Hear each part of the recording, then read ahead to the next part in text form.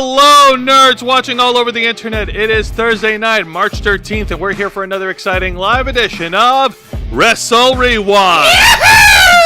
That's right, folks, another Thursday night to talk about all the cool things happening in the world of pro wrestling. I'm talking matches, segments, title changes, returning legends, pay-per-view moments, OMG moments, and crazy stuff that you can't get away with in real life without getting arrested, and more.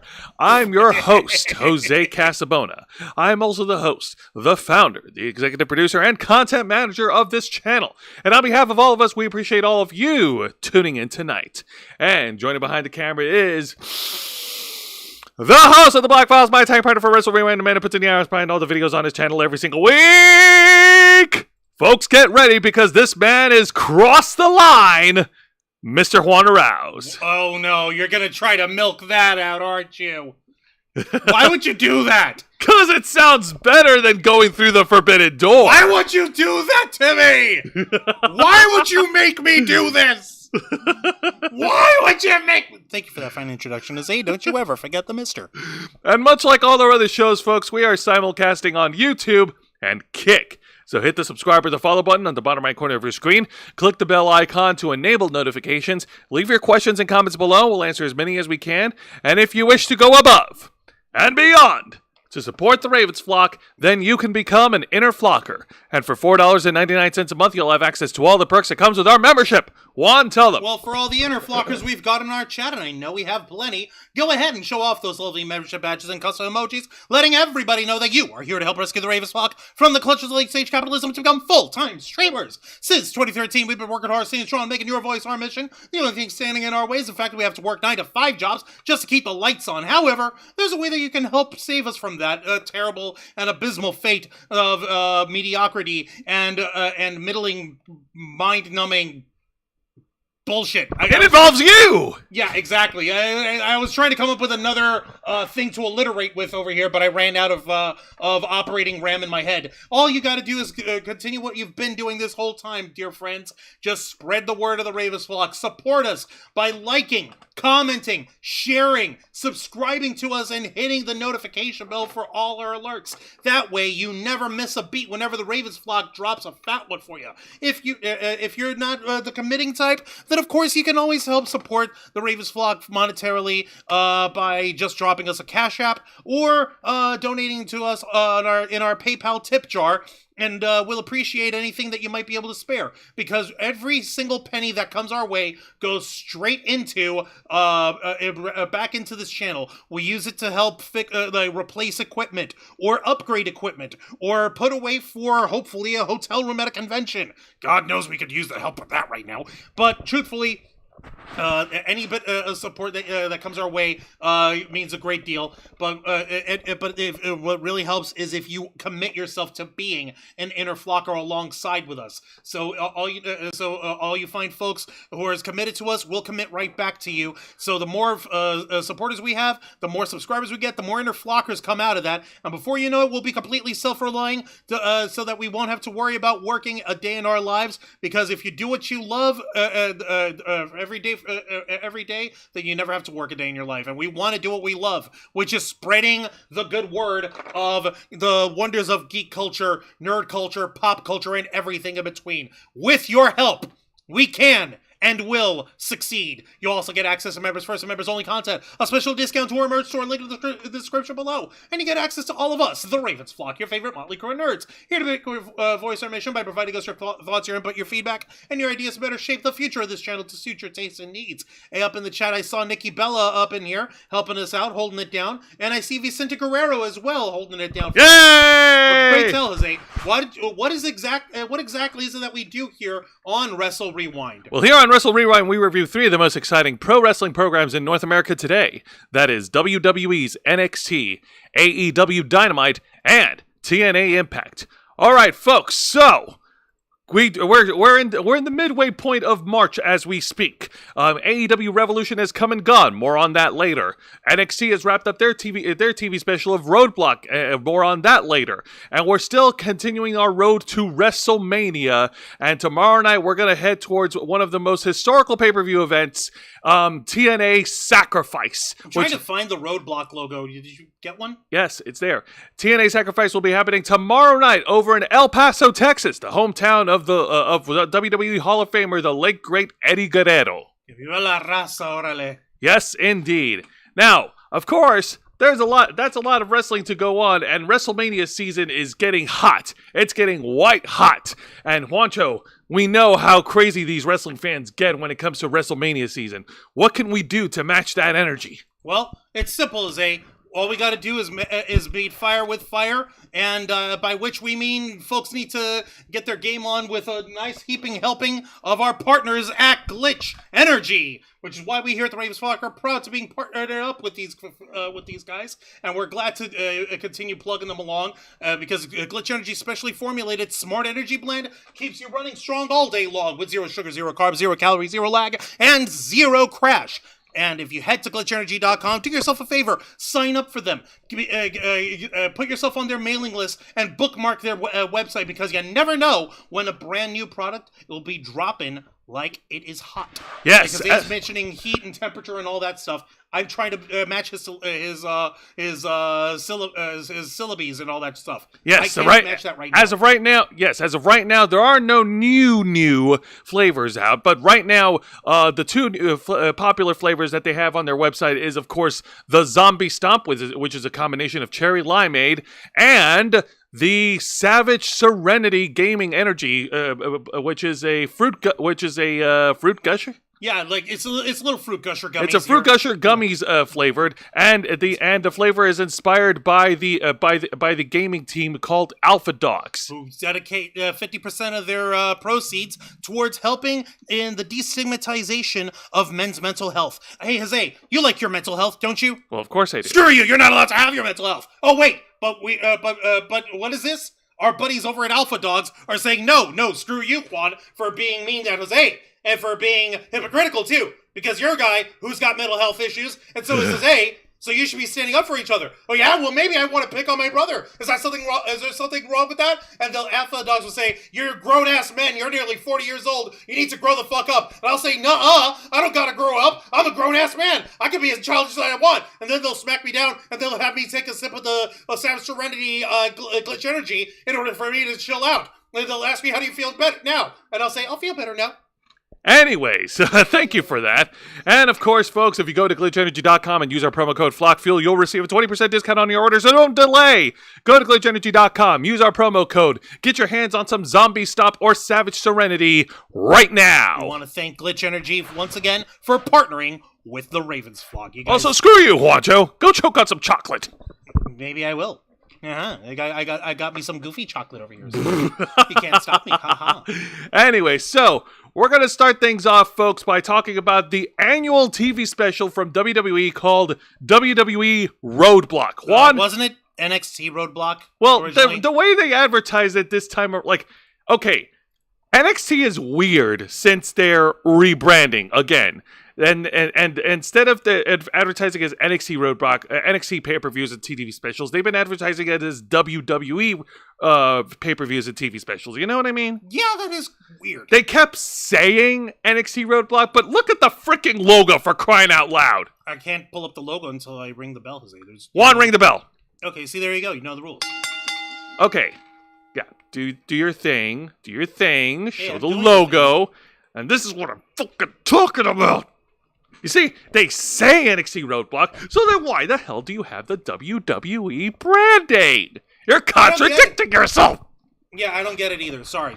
But anyway, so this year's WWE Roadblock takes place at the historical Madison Square Garden in New York City. The world's most famous arena. You know the real champion until you've sold the Madison Square Garden. 19,000 people. I'm gonna fuck the Hulk Hogan. Oh, fucking the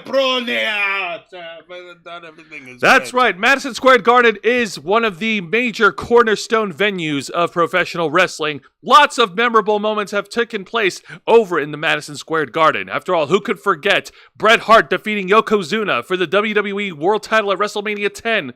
The historical, popular, and at the same time tragic moment in pro wrestling history with both Eddie Guerrero and Chris Benoit sharing a moment winning the World Title and the WWE title at WrestleMania 20. And if you want to go farther back, just to piggyback off of who Juan's imitating, 1983, I believe, was when Hulk Hogan defeated the Iron Sheik for the WWE World Title and Fuck the Hulk Hogan! And started Hulkamania.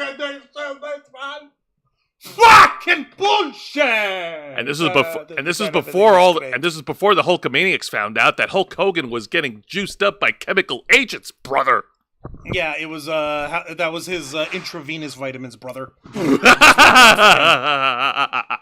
All right. So, and now it's time for NXT and TNA to take the stage because we're starting things off with a tag match, player. Holla, holla! And this match is for the TNA World Tag Team titles as the defending champions, Matt and Jeff, the Hardy Boys. It's the Hardy Boys. Defend their titles against the NXT Tag Team titles of Axiom and Nathan Frazier. One minor nitpick before we get started. I know you're like, wait, Juan, we haven't even started talking about the matches. Yeah, except there's one little thing I need to bring attention to. About what, Jeff Hardy? Yes. What the fuck is up with his cheekbones? His cheekbones are indented inward. Oh, God. I know he's gotten older. I realize that people sometimes lose a little baby fat in the face or whatever. But this feels like he took an ice cream scoop to the inside of his cheeks. And that's how it's hollowed out in the middle there. Also, Mr. Quake is up in the chat. Hey, Mr. Quake, welcome to Wrestle Wrewind. 1984. Thank you, Mr. Quake. I appreciate that. I thought it was 83. But anyways, so... Yeah, no, that's a funny detail to point out. I think it's just the lighting. No, he's gotten on in years. I know what that is. That's not lighting. That's literally lack of mass. All right. In his face. Fair. All right, let's see what Vicente Guerrero said. He said, "Oh, it's the theater at Madison Square Garden," said Mr. Quake. Oh. It wasn't in the actual arena. It's the theater that's part of the arena. Okay, but still, it's fucking still whatever. They need to be careful with how they advertise these things. No, actually, they did say it. I just decided to hype it up and be like, Madison Square Garden, y'all. So you lied to me. I didn't lie to you. So you lied to our viewers. I didn't lie to our viewers. Oh, cut it out. All right, fine. At the theater at Madison Square Garden. Jeez, all right. Funny part of reviewing three of the most exciting... Jose wanted Yeah, let me see here. Funny part of reviewing three of the most exciting wrestling shows weekly. Jose and Juancho do a sub-channel reviews on the shittiest low-rate feds, IWA Deep South, Pro Wrestling Trainwreck, and old CZW. Imagine if we did that!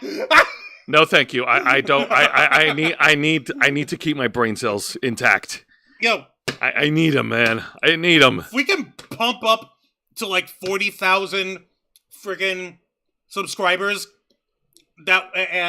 which is statistically what we would need in order to become self-reliant for the Ravens flock, then fucking, yeah, we'll do a fucking sub-channel. We'll review like a mini shit of IWA Deep South. No, please don't make false promises, Juan. No, get us to 40,000 subscribers and we'll do it. Juan, shut up. Jesus. To be fair, we'll only do one episode and do that. Anyway. The worst of it. All right, let's fucking go. Let's start with the tag match, please. Oh, God. We start things off with Jeff Hardy and Axiom going back and forth in the ring. And, of course, Jeff Hardy showing no sign of rust and showing no signs of inebriation, thank goodness. Thank God. But he's showing plenty of sign of, what, Mr. America? Yeah, he's got red, white, and blue star-spangled paint going on for a roadblock. I don't get that. I don't get that either. Dude, that contradicts what you're wearing. You're wearing all black, bro. But then again, so is Axiom. Well, but Axiom's not wearing star-spangly shit. He's not dressing around as Mr. America. But is Nathan Frazier also wearing black? Yes. Really? Yes? They're all wearing black. Really? It's Black XT, Juan. African XT, except none of these guys are black. except maybe the referee. Anyway, let's continue. All right, so we start things off with, of course, good back and forth action between Axiom and Axiom and Jeff Hardy. Jeff Hardy is, of course, keeping the momentum, and then Nathan Frazier gets into hot tag, and the NXT Tag Champs are able to turn things around. Go ahead. Oh, shit. Nathan Frazier does back-to-back suicide dives and topes over the top rope, and targeting Matt and Jeff at ringside. Hold on. I just looking at the face that Nathan Frazier's got here as he's doing this big swan dive. Kiss me out on the ring, he might swing me. You fucking idiot. You fucking idiot. You fucking nitpick idiot. Lead me. I'm gonna chuck this microphone at you. Shut the fuck up. Strike out the bad faces. All right. Silver moon strikingly. Here, all right, let's keep so it. Kiss me. Wah, wah, wah, wah. Wah, wah, wah, wah. Wah, wah, wah, wah. Back to the review. Not to be outdone, Axiom then takes to the sky. Really? Axiom goes to the top rope and then hits Axiom's masked. I can't make silly face jokes. No, you can't. Sit down. Axiom goes to the top rope and hits a moonsault, annihilating the Hardy Boys before they went to commercial break. So, okay, number one, high-paced, frenetic lightning bolt action style wrestling, including the fucking Hardys in 2025. That's nothing short of a fucking miracle. You gotta understand. What's his face? Matt and Jeff, I don't know if you guys know this, but they're a little older now. They don't quite move as spryly and as gingerly in their step as Axiom or Nathan Frazier would. Putting it nicely, it's like they have lead in their ass now. But that's not the important part. The important part is that they're able to match pace with Fraxium, and Fraxium was able to level up with them in terms of making the performance look good and making the offense from the Hardys look even better. So far, not bad. Let's keep the energy going. All right, and of course, when we get back from commercial break... I believe I can fly. Thank you for that, Mr. Quake. And of course, when we get back from commercial break, the NXT Tag Team Champions continue the pressure on the Hardy Boys, hitting a stereo super kick onto Matt Hardy. V1. He's not V1. He's been not V1. I know. He has been not V1 for I just threw the hand up, as a throwback because I actually liked his V1 shtick. I mean, yeah, so did I. I know it means M for Matt. No, it doesn't. Wait, well, I don't know what he did. Why does he still do it? Wait, you don't know what this is, Jose? You don't know what this hand gesture is? Extreme? E? No. Please tell me. It's the same as what this shit is, Jose. That the Hardys are doing. That's how you get up in a girl, man. Oh my god. Yeah. Two in the main entrance, one in the back door. And how the fuck do you know this? I know this because I have sex. Okay? Very, very nasty ass, crazy, hot, steamy sex with my wife. Okay? You don't know these things? Have you never had these relationships with a female person? Have you never enjoyed manually pleasuring a feminine person of the opposite gender? Ever? Are you kidding me? Dude, I'm not a virgin. Come on, man. That doesn't mean you don't know what this is. Apparently it does, because you don't. No. See, Vader had this hand sign. Yeah, so he could get two. So he could get 2 for 1. Exactly. Oh my god! Why am I adding to this? Also, he can't have his thumb out because then he would be Vulcan. He can't do that. So you have to stick the thumb in. All right. That's why Vader's is thumb in. Vulcan salute is thumbs out. The rear fingers in is Jeff Hardy. Shocker is Matt Hardy. Okay. Okay, fine. Why are we devoting so much time talking about this? Because you brought up V1, and you're over here thinking, oh, that means Matt Hardy. You silly virgin. Also, hey up there, Lisa Boo. Welcome to Wrestle Rewind. We appreciate you being here. I love the Hardys gun more than V1. Yeah, that makes sort of sense. Yeah. Mr. Geek Me Out, what do you think of the Queen of the Ring movie? I haven't seen it yet. I feel very enticed that I might go watch that movie. I might. Maybe. But let's get back to the action. For goodness sake, before Juan distracts us with more sexual innuendos. It's not innuendo, it's an actual thing! All right, fine. Moving on. I do not know these things! Moving on! So. Oh, shit. So the Hardys are able to turn things around. You see here, cool. Jeff Hardy hits a twist of fate. No, that's not a twist of fate. That's a Stone Cold Stunner, isn't That's it? a twist of fate. No, that's a Stone Cold Stunner. Who watched the match and who didn't? Who knows what the moves look like and who doesn't? A twist of fate is a cutter.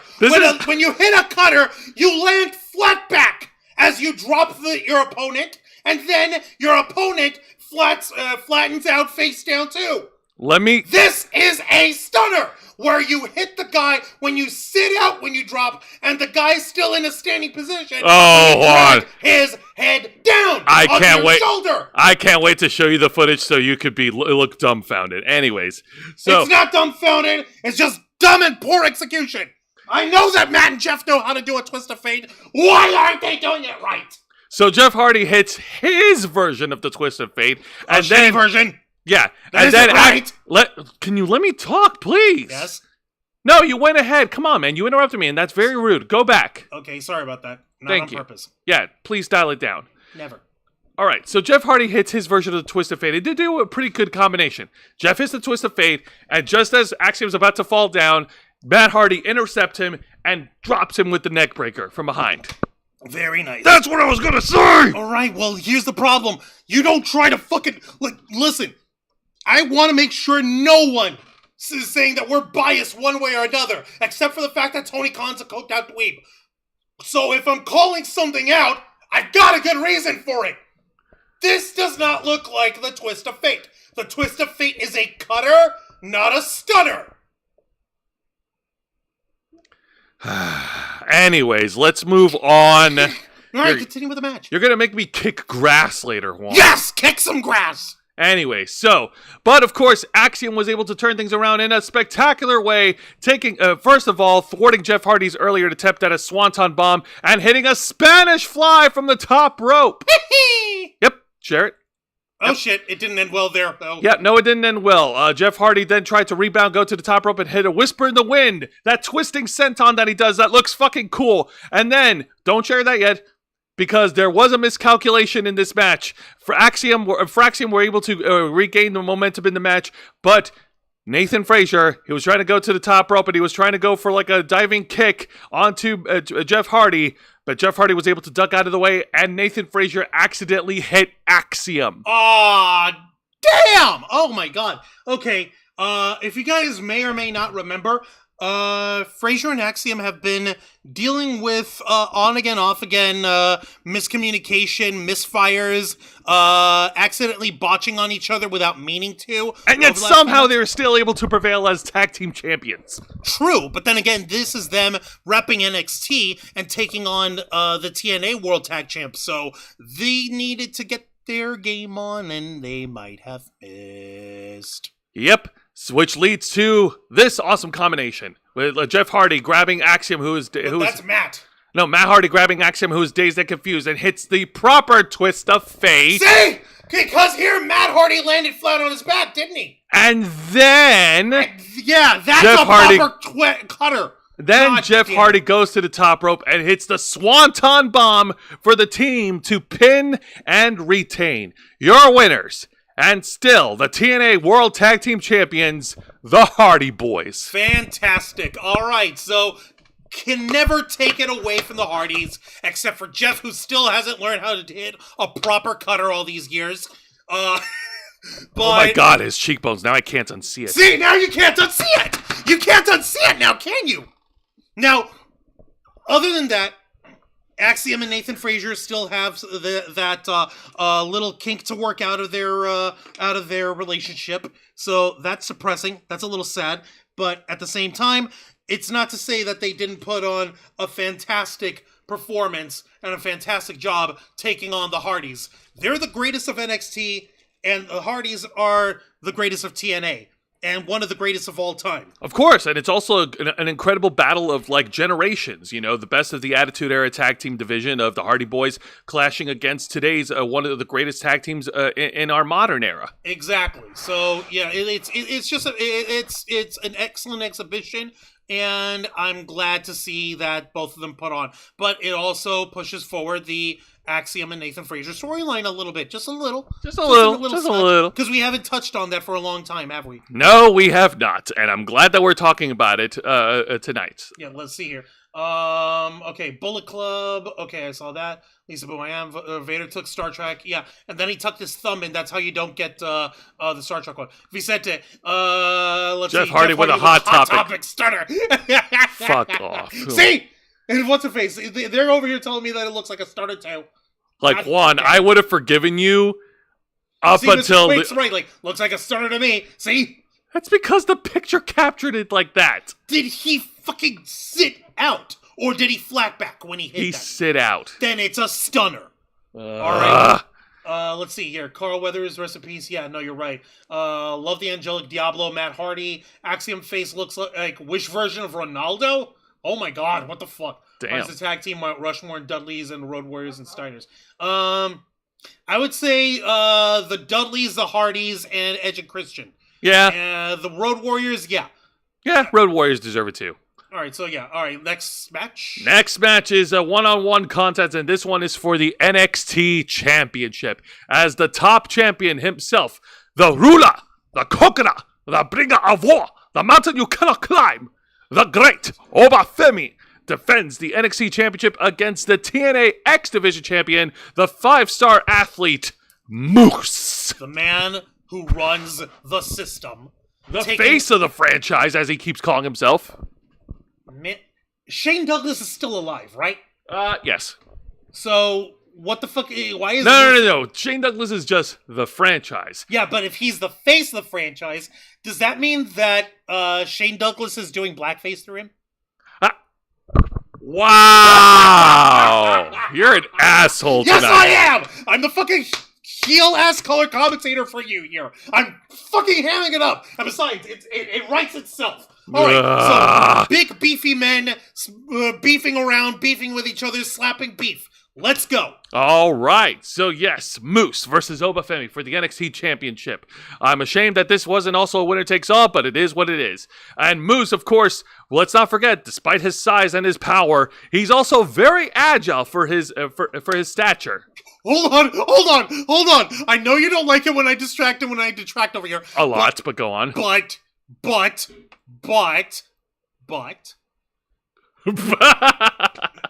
I mean,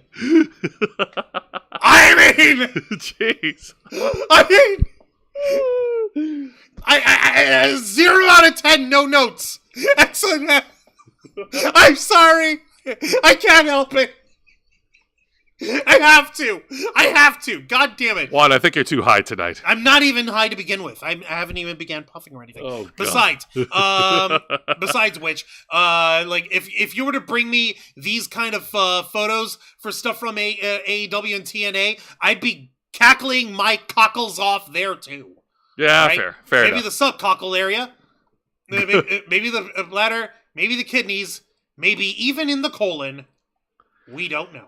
All right, so Moose, of course, displaying his agility and his own high-flying ability, knocks down Obafemi with a devastating dropkick, and then the action spills over at ringside. Obafemi was able to chop down Moose from the ring apron and deliver a devastating Uranagi onto the ring apron edge. Wait, can I take, I'm not trying to be distracting this time, but can I take a look at what the hell is on Moose's legs here, please? That's all of his decor. There's one decor that says 5-star athlete. Mr. TNA Wrestling. You know, it's just that's okay, his decor, so dude. it's like his nicknames and titles and stuff that he's gotten? Yes. All right, cool. All right, I hope you excuse me. I just didn't know what the fuck was all over him. He's like, that does not look like the head of the system. What the fuck? No. That's him. That's him advertising himself. Mm-hmm. You know, he's his own sponsor.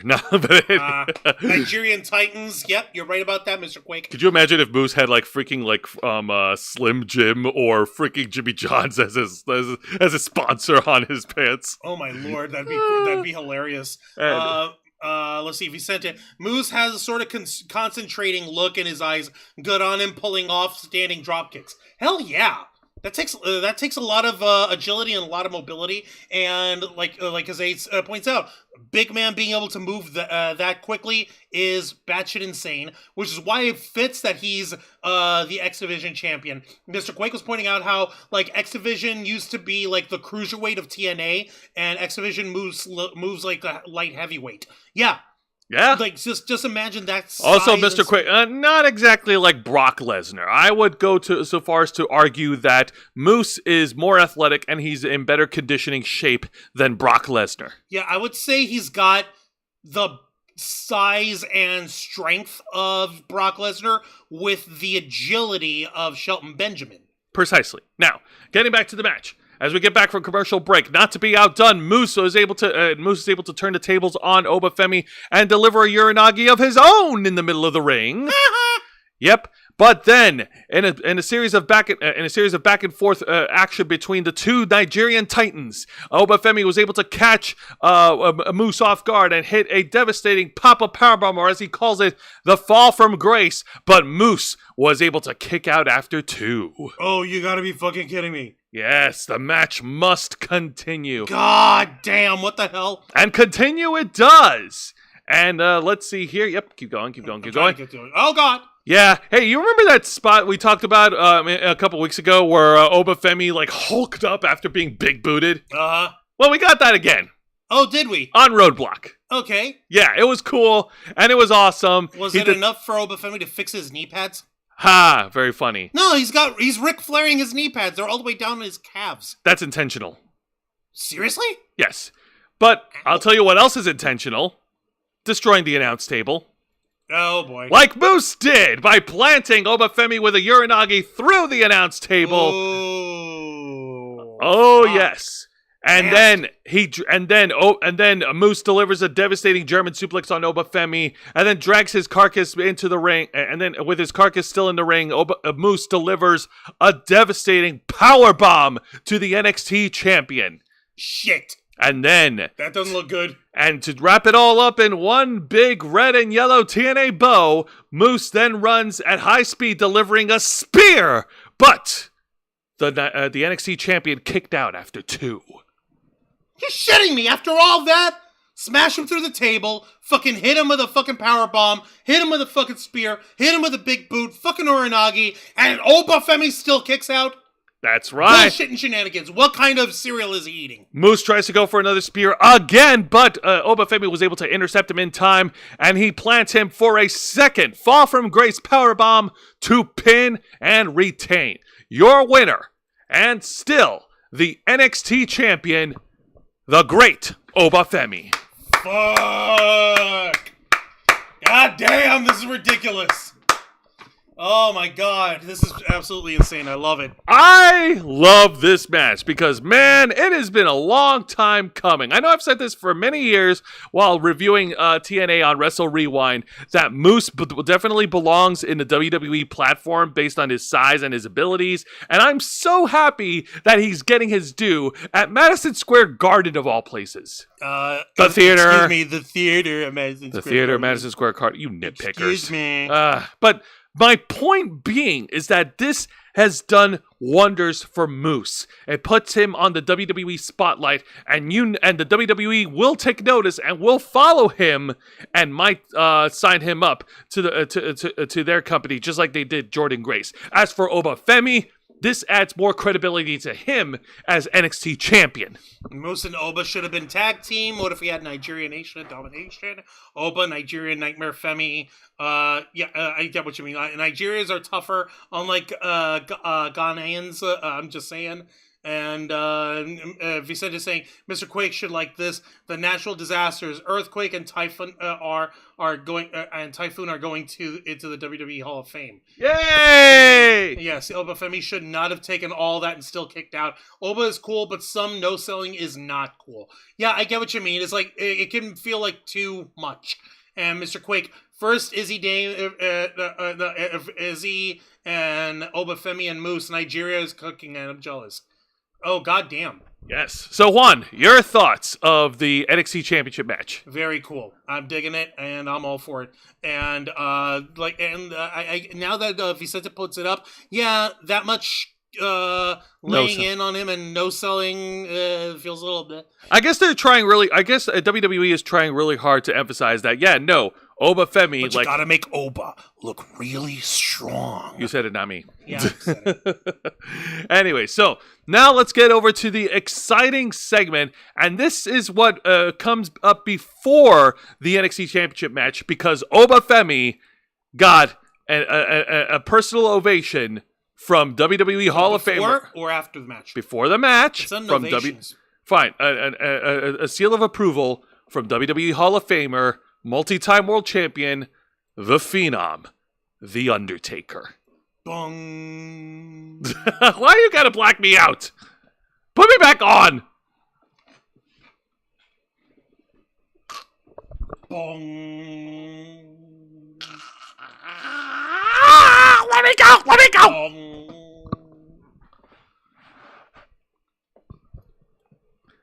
I fucking hate you. Ugh. What are you talking about? I didn't do anything, as Anyway. I was over here trying to figure out what the fuck you were doing, and all of a sudden you're over here being choked out. That's so weird. I know. It's almost as if the dead rose from the grave to choke me. Anyway, so The Undertaker took notice of Oba Femi, and he pretty much gave him like a motivational-ish talk. Kept it short and to the point, saying like, "Hey man, I'm very proud of you. You know, keep doing your business. You know, that kind of talk." And that kind of seal of approval from one of the from The Undertaker. No, Mark Calloway. Hey. He retired The Undertaker. He retired The Phenom. Then why are they still calling him The Undertaker on WWE programming? Because they have a trademark to maintain. Yeah, Juan. Why you gotta piss on everyone's punch bowl? Because it's funny. The Undertaker is currently one of the judges involved in the newest WWE program called LFG, Legends and Future Greats. Or I mean, come on, we all know what LFG really stands for. Let's fucking go. But that's the point, Jose. It's a double entendre there. Yeah, I know. And The Undertaker and Mickie James are part of the show, and they were guests on NXT, which is funny because I read recently that Mickie James was replaced by The Undertaker's real life wife, Michelle McCool, as one of the coaches. Wait, what? I got to talk to you about it later, but it's really fucked up. What the fuck? Yeah, that's rich. Okay. Hey, Mickie James, you know, we kind of feel bad about replacing you with The Undertaker's beau, so why don't you... Yeah, but hey, listen, we got a free seat for you here at the Big Apple. MSG's looking good this time around. You know what else looks good? Mickie James in the ring! Idiots. Yeah. Well, Michelle McCool ain't done nearly as much as Mickie James had. Motherfucker. Then again, that also depends on if Mickie James herself wants to lace up the boots, so... There's that. Yes, please, MILF. Lace up the boots, Mickey MILF. Please. God. Step on me with those boots, Mickey MILF. Oh, my God. All right. I'm not sorry. Now let's get fucking hot. Now let's get to the match of the night. And I'm going to be honest with you. With all these matches that came before this encounter, like, at this point, I was just kind of, like, a little burnt. Like, there was the excitement of the high-flying tag team match. There was a women's match that featured Jordynne Grace and Roxanne Perez. More on that later. There was the NXT Championship match, which is a clash of two incredible giants. And then... Beefy men slapping beef. Yeah, and at that point, I was already feeling, like, burnt out a little bit and I wanted to save my energy for the main event. So... let's talk about this. It's a street fight. It's a New York City street fight between Ethan Page and Javon Evans. Now, I'm going to say this right now. The match did not suck. Far from it. The match was actually really good. They actually lived up to the street fight gimmick. They brought in all the weapons. They brought in garbage cans. They brought in steel chairs. Easy picking. Yeah. Well, anyways. And they also brought in table spots too. Yeah, no. Yeah, I don't have pictures of the match because, like I said, this was the match, and I'll get to that later. Don't share that picture just yet. I'm not gonna. Yeah, no. There was cool spots here where Ethan Page did a Death Valley Driver and dropped Javon Evans onto the corner through the table, so that was fun. And then of course just more high flying back and forth action. Ethan Page tried to end Javon Evans' career again by targeting the jaw, but Javon Evans wasn't having that shit. So Javon puts the chair through Ethan Page, and then he does his like springboard, like high flying cutter. That's his finishing move. While Ethan Page was wearing the chair. Ow! Yeah. Fuck. And that's what he did, and that's what he used to win the match. Your winner, Javon Evans. Like, the match is good, but they just had their unsanctioned match at Vengeance Day. How come we are extending this rivalry just a little bit longer? Vengeance Day was in February. Now we're in March. Their feud started in December. More to the point, why are we getting these matches that are big no DQ style matches that are just extending the feud? It just feels... I don't know. It just doesn't click. It feels unnecessary. It just didn't click with me. It would have made sense if they just had a regular one-on-one match at Vengeance Day. And if you want to throw in the weapons, then yeah, make this an unsanctioned match here at Roadblock. Exactly. That would have been the end of it. But then unsanctioned and then followed up with a street fight? Like, I don't get it. Yeah, no, it should be... The smarter way to do it would be street fight and like have these no DQ matches, and these guys are still like, no, I can't have it, and actually like have Ava fucking step up, be a general manager, and fucking say like, listen, this bullshit between you guys has to end, and so if you guys are gonna square off again, it's gonna be at Roadblock, but this is gonna be non-sanctioned. I'm tired of putting NXT and the WWE brand in jeopardy because of your psychos asses not willing to fucking let the shit go once one guy or the other wins a match. Precisely. Thank you. Fucking there. I fixed it. Come on, Pebbles. Can't you spit a promo, girl? Yeah, I said it. Pebbles, bitch. Yeah, I know. You made that joke like weeks ago. Yeah, and I'll fucking do it again. All right, now let's get to the weird-ish segment of the night. So, Juan, for the past couple of weeks, we have seen Perfect 10 Sean Spears and his faction run rampant all over NXT and feuding with the D'Angelo family. Bullies, yes, and up until Roadblock, we have no solid name for who the fuck they are. And that's something that I've been pestering for forever now. And we're going to get to it. So Are we? Yes, let's talk about this. Go ahead and show the picture, because this is part of a video package feature. Oh, wait. Sorry, this happened after the match. Another group of masked men that looked like Wish App Shield. What the fuck is this? Jumped Javon Evans. They showed up at Vengeance Day, by the way. Did they jump Javon Evans there, too? No, they jumped Obafemi. One of the members I can identify is NXT wrestler Dion Lennox. I don't know which one he is, but he is among the four. Okay, so now they jumped Javon Evans. Okay, fucking, yeah. No, thank you. Bootleg Retribution. Thank you for that. Jesus Christ. All right, so let's get to the one that you actually meant. Yeah. Get to. Yeah, okay. Moving on from one weird four-person faction to another weird four-person faction. From left to right, you have Brooks Jensen, who, thank goodness, he cleaned himself up. For a while, he was looking like that missed family member of the Wyatt family. And then, of course, you have the NXT North American champion Sean Spears in the middle. You have the red coat Izzy Dame right next to him. And you also have Nico Vance all the way to the right. And they cut a promo, each one of them talking about what the faction is going to do. Their mission is to pretty much purge the weak in NXT and set the bar and set the bar that they can't climb. And they have given themselves a faction name, Juancho, and the name of their faction is The Culling.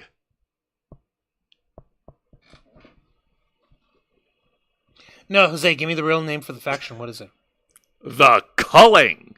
No, Jose, you keep saying that stupid thing. You need to tell us the actual name now. All right? And go.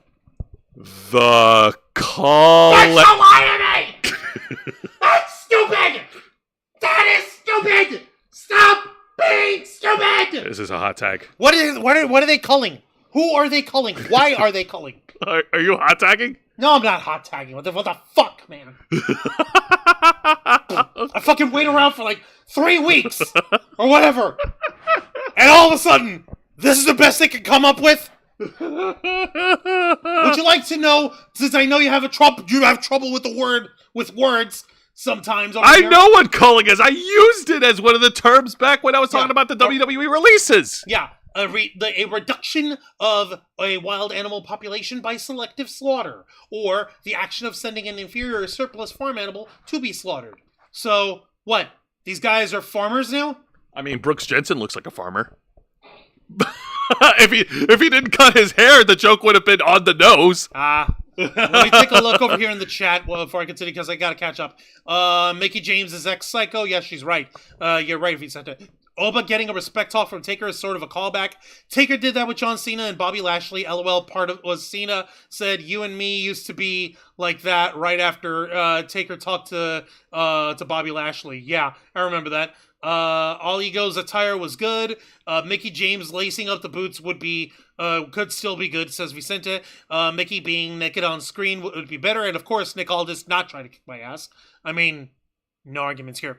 Let's see. Ricky Saints, bootleg retribution. Joe Gacy is pissed. Third left, Dion Lennox. Oh, that one group, yeah. Yeah, okay. Or Post Malone. No! No. He don't fucking look like Post Malone.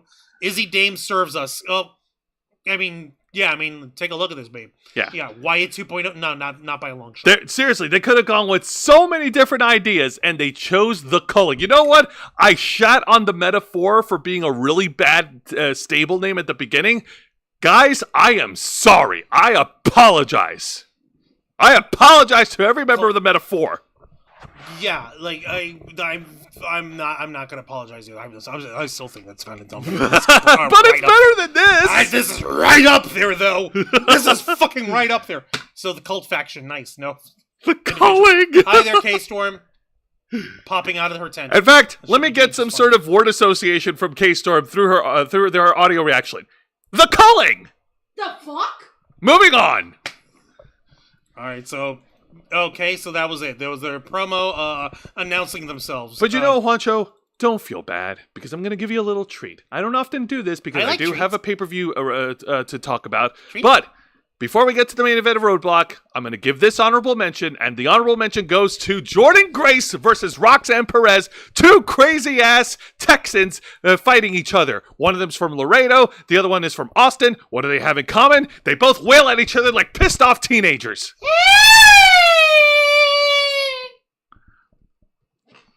Hurt me more, muscle mommy.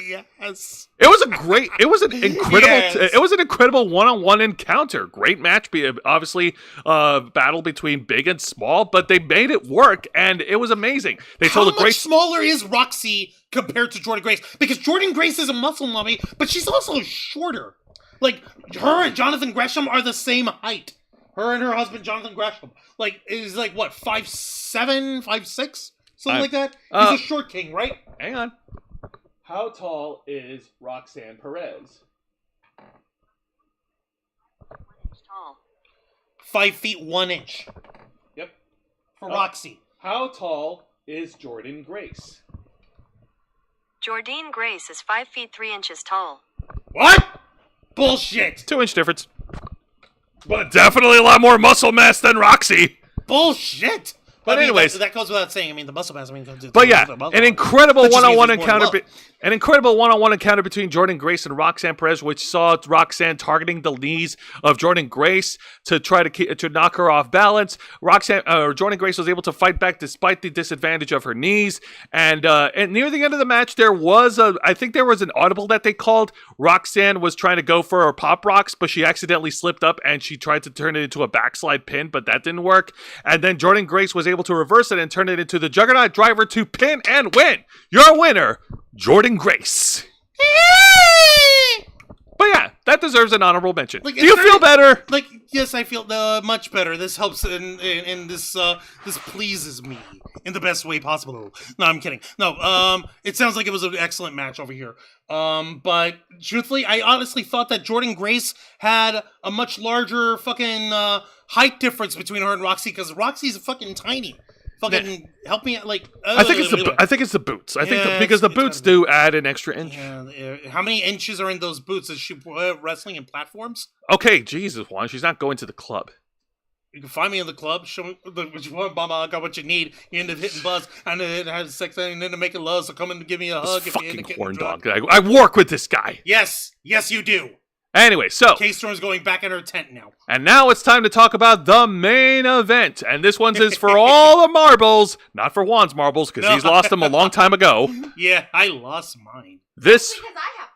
This one is a one-on-one encounter, and it's winner takes all, folks. Both the NXT Women's Championship and the Women's North American title are on the line as the beautiful madness that is Julia goes up against her longtime rival slash BFF, real-life BFF, the Dark Angel, Stephanie Vaquer. All right, we're doing this. Are you ready?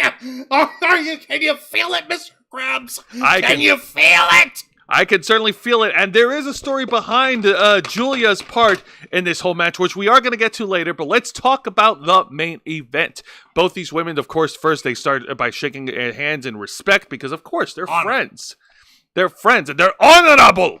They're honorable. Honorable! Honorable. Honorable! Honorable. Oh, fuck! I think you're trying to say honorable. Oh, fuck you. So, yeah. And then, as we get to the action, of course, after some intense back-and-forth action between the two the champions, Julia was able to kick it up to another level by hitting an incredible, devastating dropkick from the top rope. Oh, and look at their color contrast. You have demonic red, and you have angelic blue. Isn't that so cool? Yes, glorious. It's pretty awesome. And yes, Mr. Quake did point out a very good point. It does have New Japan vibes, and they did clash at New Japan Pro Wrestling in the past, and when they clashed, Stephanie Vaquer dethroned Julia for the New Japan Pro Wrestling Strong Women's Championship. Fuck, you're right, she did. In the chat, thank you, Vicente. Speaking beyond this match even more of how badass Jordan Grace is, Bubba Ray Dudley, Bully Ray, said she hits too hard and that she punches with her punches and forearms. Oh my god, she hits too hard for Bubba Ray? Do you have any idea how fucking insane that has to be as a... Bubba, go through the table, you're drunk. Anyways, but yes, Stephanie Vaquer did beat Julia in the past in New Japan before dropping the title to Mercedes Moné. But anyways, but getting back to the match, let's not talk about the past. Yep, go ahead. Not to be outdone, Stephanie Vaquer takes to the skies and lays out Julia with a crossbody at ringside. Yay! All right. And the women's are kicking it up. The women's are kicking it up indeed. As we get back to commercial break, they exchange some right hand blows, some strikes over here. You see Julia knocking the taste out of Stephanie Vaquer, and then we get this awesome move that Stephanie Vaquer does in the middle of the ring. Yep, share it. Where she locks in the head of her opponent, and she freaking tramples him in the middle of the ring. Yep, and we have to hear Booker T have himself an orgasm on live television. Oh, yeah. Which prompted, I kid you not, the New York crowd to chant for Booker T, Booker T, Booker T. Wait, he's splooging on us, everyone. This is wonderful. Let's all celebrate that. Motherfuckers. God, I miss my New Yorkers. Anyways, and of course, the action continues on. Julia and Stephanie Vaquer battling over the top turnbuckle, and Julia was able to hit a double underhook superplex.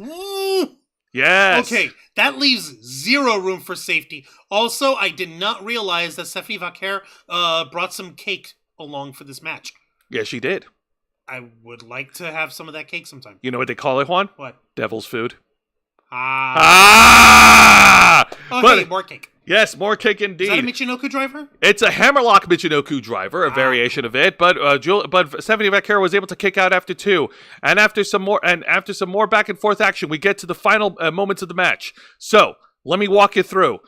Julia goes for the Arrivederci knee strike, and it clocks Vaquer in the face. She goes for the Northern Lights bomb, but then Stephanie Vaquer was able to kick out after two. And then Vaquer was able to take control of the match, and she hits not one, but two package backbreakers to pin and win.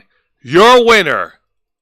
And, well, of course, and then after the match, she actually gets celebrated with confetti and everything, which is really nice.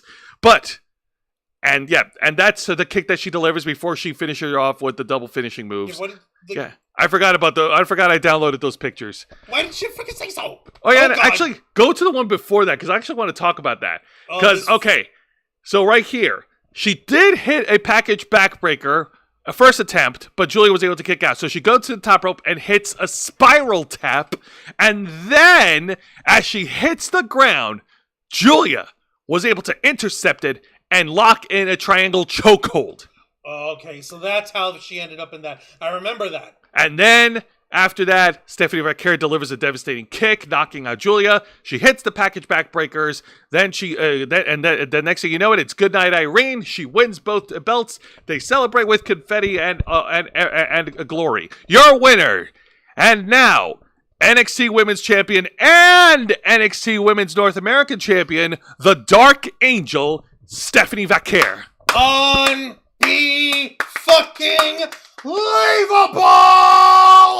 Oh my god. Okay.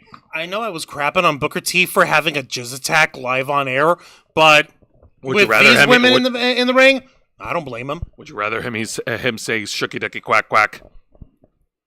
You know what? You're right, Jose. I should count my blessings. He's not shucky-duckying any more quack-quacks. And Mr. Quake actually did bring up a good point. It's been 5 years since the Great American Bash 2020 when Keith Lee defeated Adam Cole Baby to win the NXT Championship and the North American title. And this is also history-making for Stephanie Vaquer. And she is going to be an incredible champ. As for Julia, I actually collected some information. According to Brian Alvarez from the Wrestling Observer newsletter, so take it for what it's worth. There are two reasons as to why WWE made the decision for Julia to drop the championship. Number one, currently, Julia is battling with a legal issue involving her work visa. So yeah, like that's just supposition as far as Brian Alvarez is concerned. He doesn't have any actual source on this, does he? Not that I know of. And the second reason, and this is the one that's actually been making the news weeks before he talked about it, is that Julia is currently sustaining an undisclosed injury. We don't know what it is. We don't know the severity of it. But she is going to be taking some time off to nurse the injury to recover so that she can come back stronger than ever. Okay, I can understand that. Here's the problem. Neither of these two claims for why Julia lost the championship have been validated or verified by anyone. That's the problem. We can say this and it would be a pretty safe bet, and we might be right. Which is why Brian Alvarez is saying that it's both, so that he can fucking claim that he wasn't wrong. It's called lying. It's called hedging your bets. It's easy to sound correct when you're talking about something after the fact, which is why in the meantime, motherfucker over here is literally just spitting out of both sides of his ass without knowing for certain exactly what the problem is with Julia at this time. If it is injury, yeah, I really hope she gets a speedy recovery. Same. If it is a fucking visa issue, that's another reason why I fucking hate Donald Trump, because his stupid immigration policy and wanting to kick out all the foreigners and all that shit because he's a racist sack of shit. But that's for another time. Yeah, exactly. But that being said, whatever the reason is, I hope that Julia is doing well, and I do hope that she comes back soon. So do I, because after this big, beautiful, ridiculous-ass match that they had, I am all for it, and I would like to see Julia be the beautiful madness once more and continue kicking the crap out of people and possibly get back her championship. Precisely. All right, now it's time to shift gears. We're going to go coast to coast, Juan. We're going to go from East Coast to West Coast, because now it's time to talk about AEW. Right, wait, AEW what? Well, before we get to AEW Dynamite, we have to talk about the main event of this year's AEW Revolution. Okay, all right. See, now I understand what's going on. Because I'm like, wait, are we doing Dynamite already? Don't we have to do Revolution first? Actually, before you do that, give me a second here. Where in California is the Crypto.com arena? Oh, wait, hang on a minute. Come on. Oh, it's in Los Angeles. Thank you. I could have told you that. Shut up. No. Now, this year's AEW Revolution takes place over in the Crypto.com arena in Los Angeles, California. We're going to Hollywood, baby. I do not know where things are. Let me see. First female Latin superstar. No, not really. But she has been an excellent champion before. Let me see. Vicente was also saying Stephanie Vaquer with 2 belts is more over than Mercedes Money. Then again, she was more over even before 2 belts. And this is from me still being a Money fan, but truth is truth. That is true. Julia is Haffa. Yeah, no, okay, no, I get you. Formerly the Staples Center. Yes, you're right, Mr. Quake. The Crypto.com arena was formerly the Staples Center. Yep. And the main event for this year's AEW Revolution is a one-on-one match for the AEW World Championship as the defending champion, Jon Moxley, the leader of the Death Riders, defends the title against the Rated R superstar, WWE Hall of Famer, and former WWE World Champion, Adam Copeland. They have a trademark to maintain as a... What's his wrestling name? Cope. Yes. Suffer. So the story...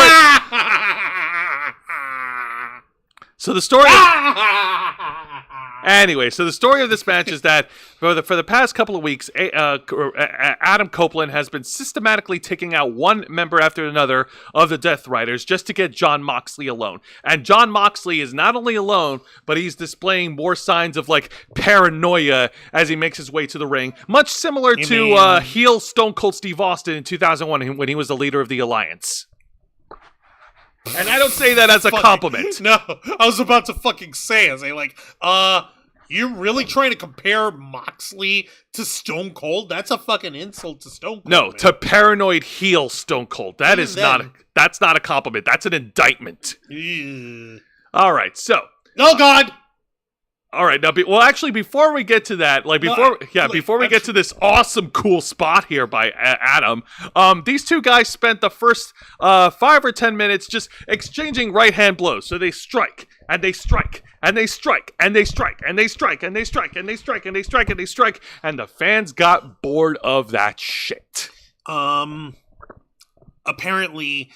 Jim Cornette took a tally of how many right hands and forearm strikes they threw. Oh, how many did he count? I believe he counted 70. Jesus! Like 72. What the fuck, guys? What the fuck indeed. So, also, Moxley, I understand not shaving your chest. You want to show off your man hair. But you definitely got to shave the back. This is coming from me. I've got a hairier back than you, Moxley Mox. I got a hairier back than Moxley. What the fuck? But, buddy, Brotherino, Ambrose, my man, fucking wax that shit. Dude, at this rate, if you don't shave, you're gonna make Prince Albert look cleaned up. Oh, what the fuck is A? Ha! Take that, asshole! Alright, let's go. Retribution! Alright, so, after that stupid forearm exchange... went outside and Moxley started brawling, right? Yep, no, these guys take the action outside. Adam Copeland then goes to the top rope and hits a crossbody, wiping out Moxley at ringside, and which I'm glad that he was careful about it, because last time he did that, he injured his foot at Double or Nothing last year. Fucking ow. Yeah, and then the action continues. Moxley was able to turn things around. Yeah, go ahead and share the pictures. No, I'm going. Look, I'm moving. Moxley then started targeting the neck of Adam Copeland. Yep, there's that spot right there that I talked about. Looks more like a clothesline than a crossbody, but regardless. But I digress. So Moxley then continues to target the neck of Adam Copeland. At one point, he even yoinks Adam's arm and he grabs Adam's arm and yoinks him into the ring post, targeting his shoulder and his neck. You mean the surgically repaired neck that set him out of that put him in retirement for over a decade and all? Yeah, pretty much. That one? Yeah. That neck? That neck. Ow. Yep. But Adam Copeland was able to fight back because we got a devastating superplex from the top turnbuckle, thanks to Adam Copeland. And here's where things get really intense. Don't share anything yet. But but follow along with me, folks. So then the action goes back to ringside. Moxley was able to regain control. He removes the padding from ringside, exposing the concrete floor. He tries to hit a pile driver onto Cope. Cope wasn't having none of that shit. Throws Moxley on his back, and then Moxley, pulling a page from Seth Rollins, hits the curb stomp onto Cope, stomping Cope's head onto the concrete floor. Really? Really indeed. Wow. Okay, that could have been a fucking problem. That could have been a problem, but thankfully Cope was still able to wrestle. And these two guys could bring their action back into the ring. We get a double down spot. And then out comes Wheeler Yuta, the guy who was spared by the Rated R Superstar on last week's edition of Dynamite. And what a shock. Big shock, Quan. You'd never guess what the hell happened. Wheeler hits the Busaiku knee on Adam Copeland. Wow. Fake out. Yeah, gee, it's almost as if, fucking fuck. Remember when they made... It's almost as if this turn that didn't need to happen, that was happening, didn't need to fucking happen. It was stupid. But it gets dumber. It gets dumber. Moxley tries to go for the pin, but Copeland was able to kick out after 2. And then Adam Copeland regains his foot, and then out comes Switch... Actually, no. Then out comes Switchblade Jay White to even the odds, brawls Wheeler Yuta, takes him out of the ring. He grabs the briefcase, which has the AEW World title. Allegedly. He tries to strike Moxley, but Moxley ducks, and Jay White accidentally hits Copeland in the head. And then Moxley goes for the pin, but Cope was able to kick out after 2. And then Moxley hit not 1, not 2, but 3 spears onto Moxley to try to put him down. The ref counts. Copeland hit 3 spears. Copeland hits 3 spears to try to put him down. The referee counts 1, 2, and then the patriarch, Father of the Year, Christian Cage, pulls the referee out. And he signs his contract that guarantees him a shot at the AEW World title. And now the one-on-one match has become a triple threat match. And they had to make a point of announcing that's what makes it no disqualification now. Oh, God. Yep. Christian Cage tries to go for a spear on Adam Copeland, but Adam was able to kick out after 2. And then Moxley attacks Christian from behind and locks in the Bulldog choke. And... Christian Cage did not tap out. He did not give up. He passed out in the middle of the ring, allowing Moxley to retain. Like a bitch. Your winner, and still the AEW World Champion, Jon Moxley. Why? However, it did not end there. Oh? There is more. Was he, stripped of the title because people are fucking pissed at him? No. The fans kept booing. Then I can't possibly care. Okay, well, go ahead. It'll make you care a little bit. So as Moxley makes his way through the crowd, go ahead and share it. And this is like a 4-part picture. He was stopped by Prince Nana, and Prince Nana was dancing right in front of Moxley. That distracted him long enough for Swerve Strickland, who's at the top of the rail above him, and hits a stomp onto Moxley and wiping out everyone around him.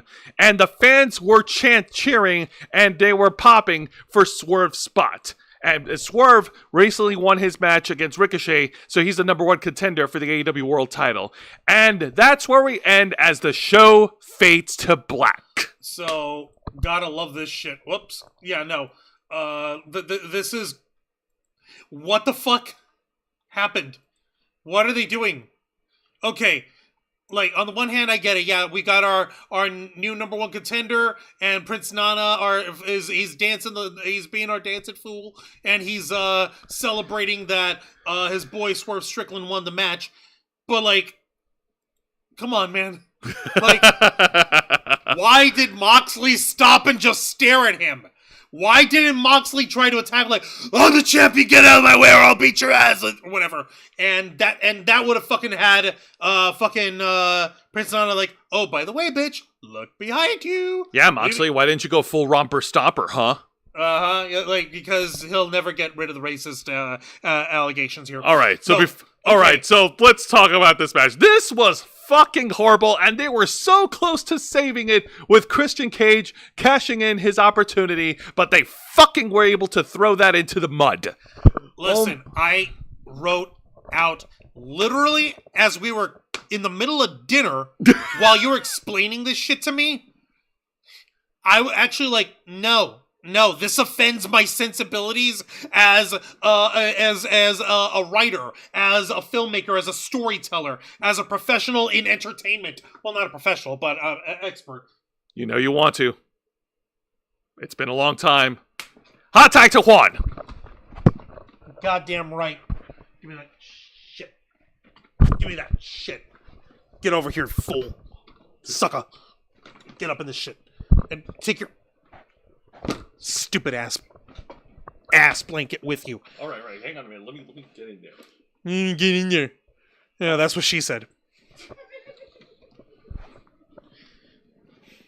Rectal canal. Anyway.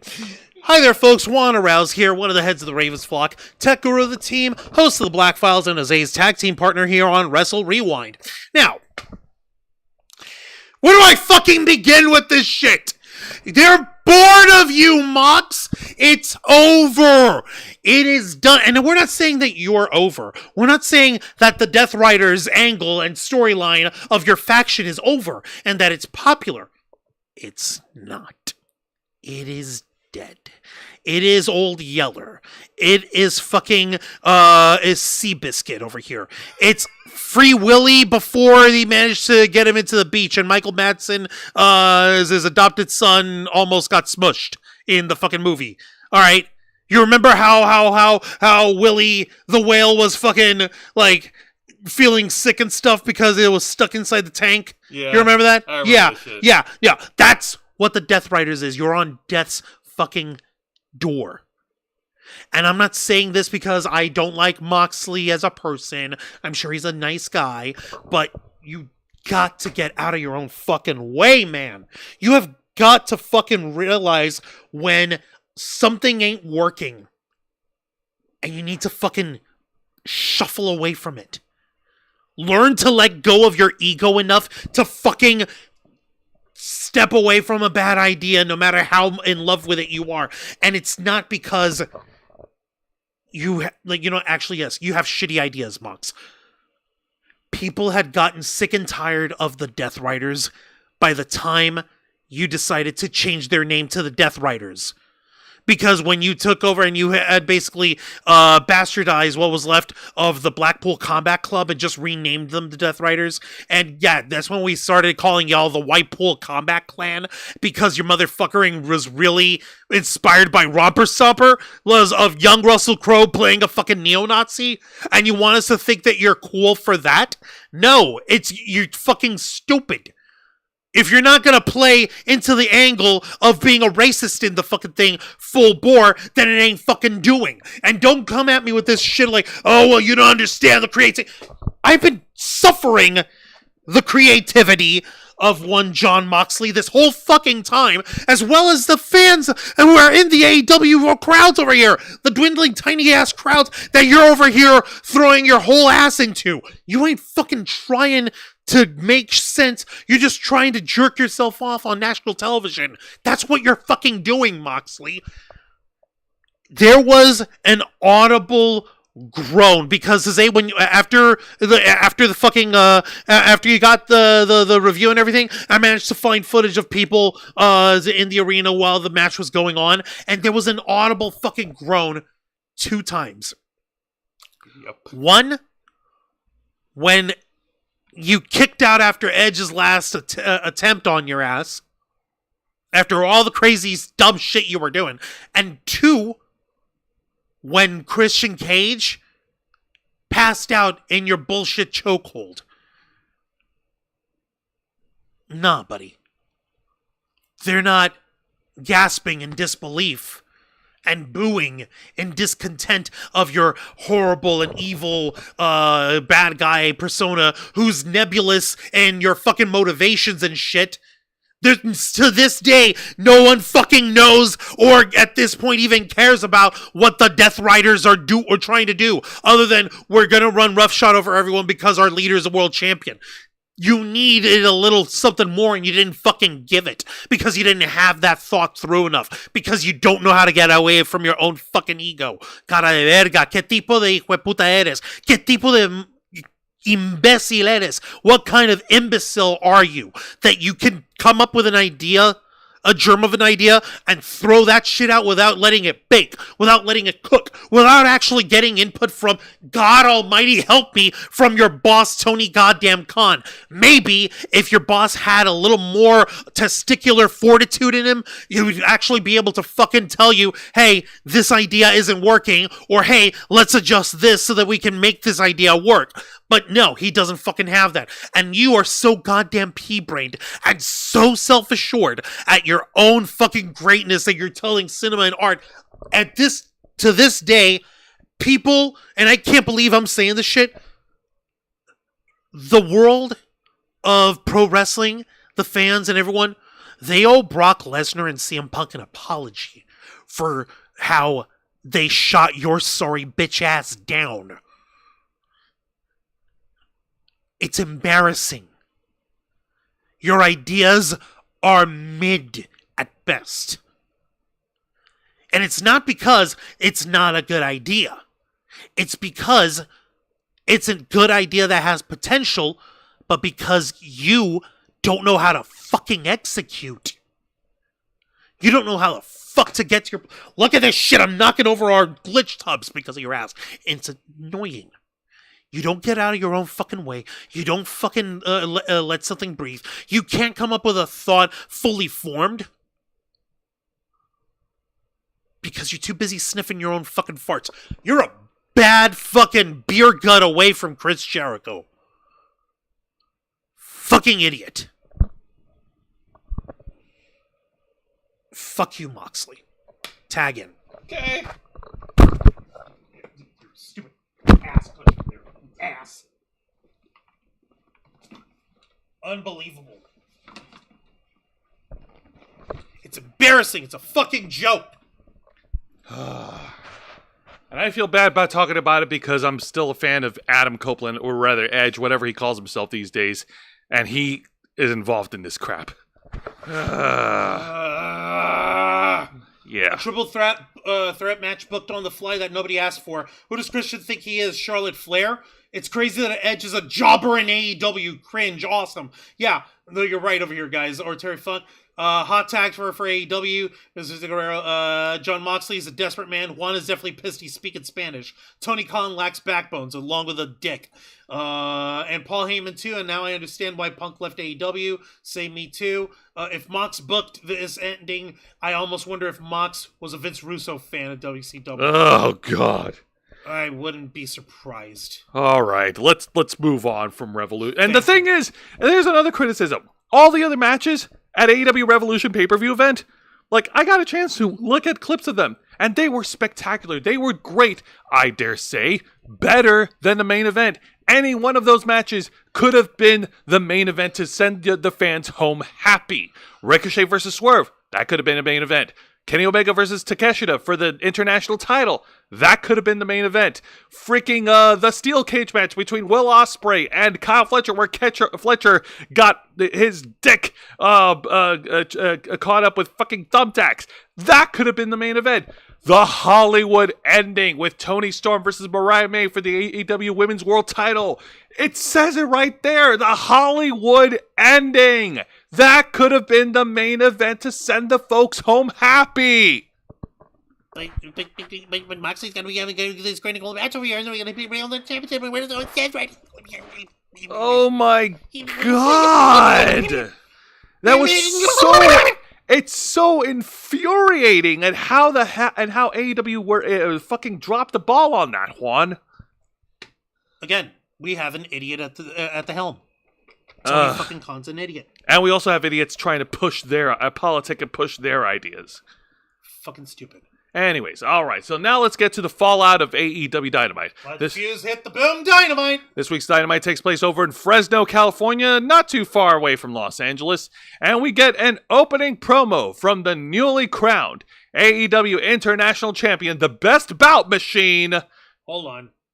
His thing is so big. His fucking like graphic was so big. It was, if I put it on, it would have been like just this little corner, all up in this shit. Yeah. All right. But fair. I guess that just goes to show you how much of an ego Tony Khan has, and how much of a boner for Kenny he's got.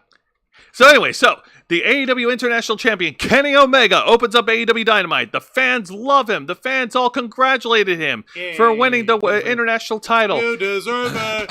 Hells yeah. And how does he celebrate? He celebrates by, first of all, giving his respect to Konosuke Takeshita because he actually made it an international title by by defending it and whatnot. And he also announced that that there is a new tournament that will be held, and whoever wins this tournament will challenge for the AEW International Championship at the AEW Dynasty, and it'll feature wrestlers from different countries all around the world because he wants to fight the best out of all 8 participants. Okay. We just had a fucking tournament. If you want to call it that. We just had one. No, literally, we just fucking had one. Yeah, that's Leading up the to Revolution series. No. Fucking why? Oh my lord. Because Tony Khan can't help himself. And come Fucking up with these unbelievable. new word Tournaments, terms. bros. We're having tournaments, bro. But this one, unlike the Revolution series, which is just booked to get Orange Cassidy onto TV, actually does have a legit tournament bracket. Let's take a look. Oh, does it now? So from top to bottom, oh fuck me. From top to bottom, Ah! You fucking idiot! You fucking jinxed it! Unbelievable! So from top to bottom, you have representing the USA, freshly squeezed Orange Cassidy.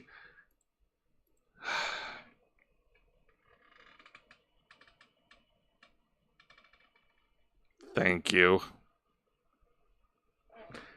And then you have going up against lucha wrestler Hechicero from Mexico and representing CMLL. And then in the next bracket you have a wild card selection going up against the Beast Muertos, also representing Mexico. And then on AEW Collision this Saturday, continuing with the tournament, it'll be Katsuyori Shibata representing Japan going up against Ricochet representing the US, and Mark Briscoe representing the U.S. going up against Mark Davis representing Australia. And whoever wins out of those tournament quarterfinal one-on-one matches compete in a fatal 4-way match on Dynamite next week. And whoever wins the fatal 4-way match challenges Kenny Omega at Dynasty for the International Championship. So it's going to be a fatal 4-way instead of semifinals and a final. Correct. I guess they're really trying to move it along. I don't know. Wait, when is Dynasty? AEW Dynasty, give me just a second. It is going to be on Sunday, April 6th. Let me see here. Huh. That leaves barely 2 weeks. Yeah. In between, that barely leaves 2 weeks before Dynasty. Okay, I guess they really are just trying to okay, let's move it along. Yeah. Which, on the one hand, I get it. But on the other hand, did you have to put Orange Cassidy? Why? You don't have to include Orange Cassidy everywhere, man. Give him a fucking vacation. Anyways. Aha, Mr. Quake, Rise and Fall of AEW coming soon. Damn, dude. Actually, yes. Vicente, lucky nobody in AEW got shot during or after Dynamite. Fresno, California is known for that violent bad shit, a.k.a. the type of town Moxley would love. Oh, I don't think Moxley would survive, though. No, he fucking wouldn't. That's the problem. He goes into fucking Muay Thai fucking jiu-jitsu ass tournaments and gets choked out by the local 7-Eleven clerk. Ah. And he thinks oh, I'll be up in Fresno and it's crazy. It's a bad town. No, he would be running like a little bitch. Ah, Vincent Guerrero, Briscoe versus Davis, calling it now. The winner will totally mark out. Ah. Mark Davis versus Mark Briscoe. Ah, good one. Since I can't do that to our audience over here, cut it out. That was a bad pun. And then just as Kenny Omega was leaving, then out came the trios faction, the Ops, Samoa Joe, Hook, and Katsuyori Shibata. They had a brief stare down of respect, and I like that. I'd like to see Kenny Omega mix it up with one of those three someday. Yeah, no, it would be it would definitely be interesting to see how things roll out.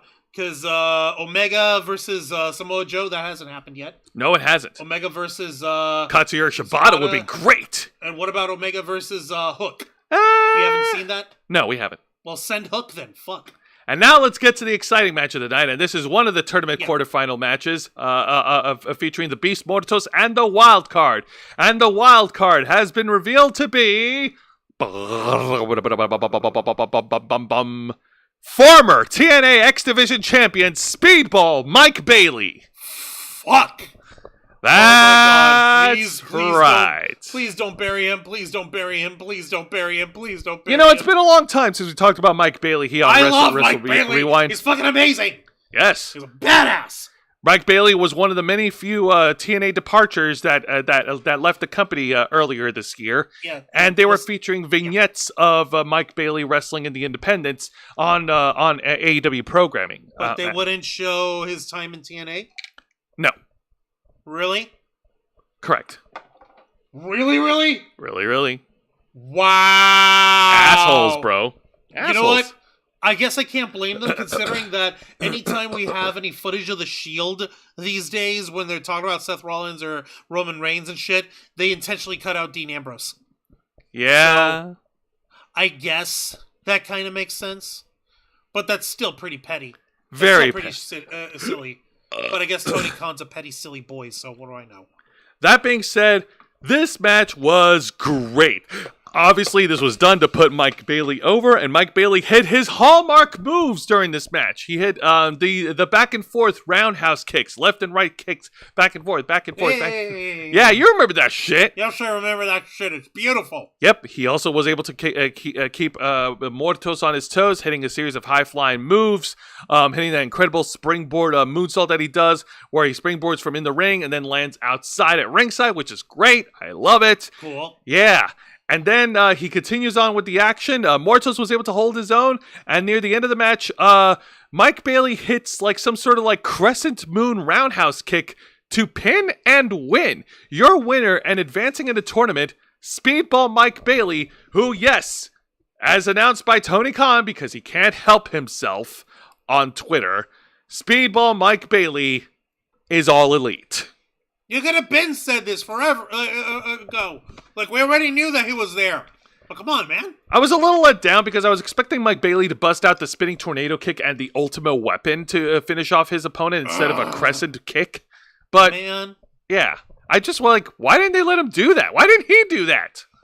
You know what? If it worked, it worked. Yeah. Maybe something happened in the middle of the match and Mortos needed to fucking leave. I don't know. That being said, I am a little disappointed that Mike Bailey did not go the route and sign up for WWE Developmental. But, hey man, get it how you live. No. Make as much money as you can from AEW. No, not even like developmental. Have him run over to SmackDown. Fuck. But then again, SmackDown would start looking like TNA a little bit. You got fucking AJ Styles. You got the Motor City Machine Guns. You throw in Mike Bailey in there, and it's a regular night of Impact. Ah! Ha! Oh my god. No, I think Mike Bailey would have been great if they started him off in NXT, in my opinion. But that's just my opinion. Anyways, but yeah, like I said, make the money, get it how you live. That's all I can say about him in AEW. Juan, what do you think? Okay, at least they're not burying him, thank God. And please don't fucking just throw him in ROH after everything. Come on, man. That would be very disappointing, and I would be very disappointed in Mike Bailey for saying yes to Tony Khan. Now, Vicente's got it right. Great for Mike Bailey, making bigger money in AEW, but it's a horrible loss for TNA. You're damn right it is. all right, now let's get to the exciting segment of the night, and this one is a segment featuring the AEW Women's World Champion, Timeless Toni Storm. Okay, so she's basically celebrating her victory. She's celebrating her win over Mariah May from the previous night at Revolution, and she even has her what's his name again? Luther All the way in the back. Well, no, she actually came alone. She arrived alone. Oh, my and bad. she talked about all the damages she sustained during the match, during the Hollywood ending against Mariah May. How she has stitches on her head, and how she has staples in her lips. Yeah. Like, and I believe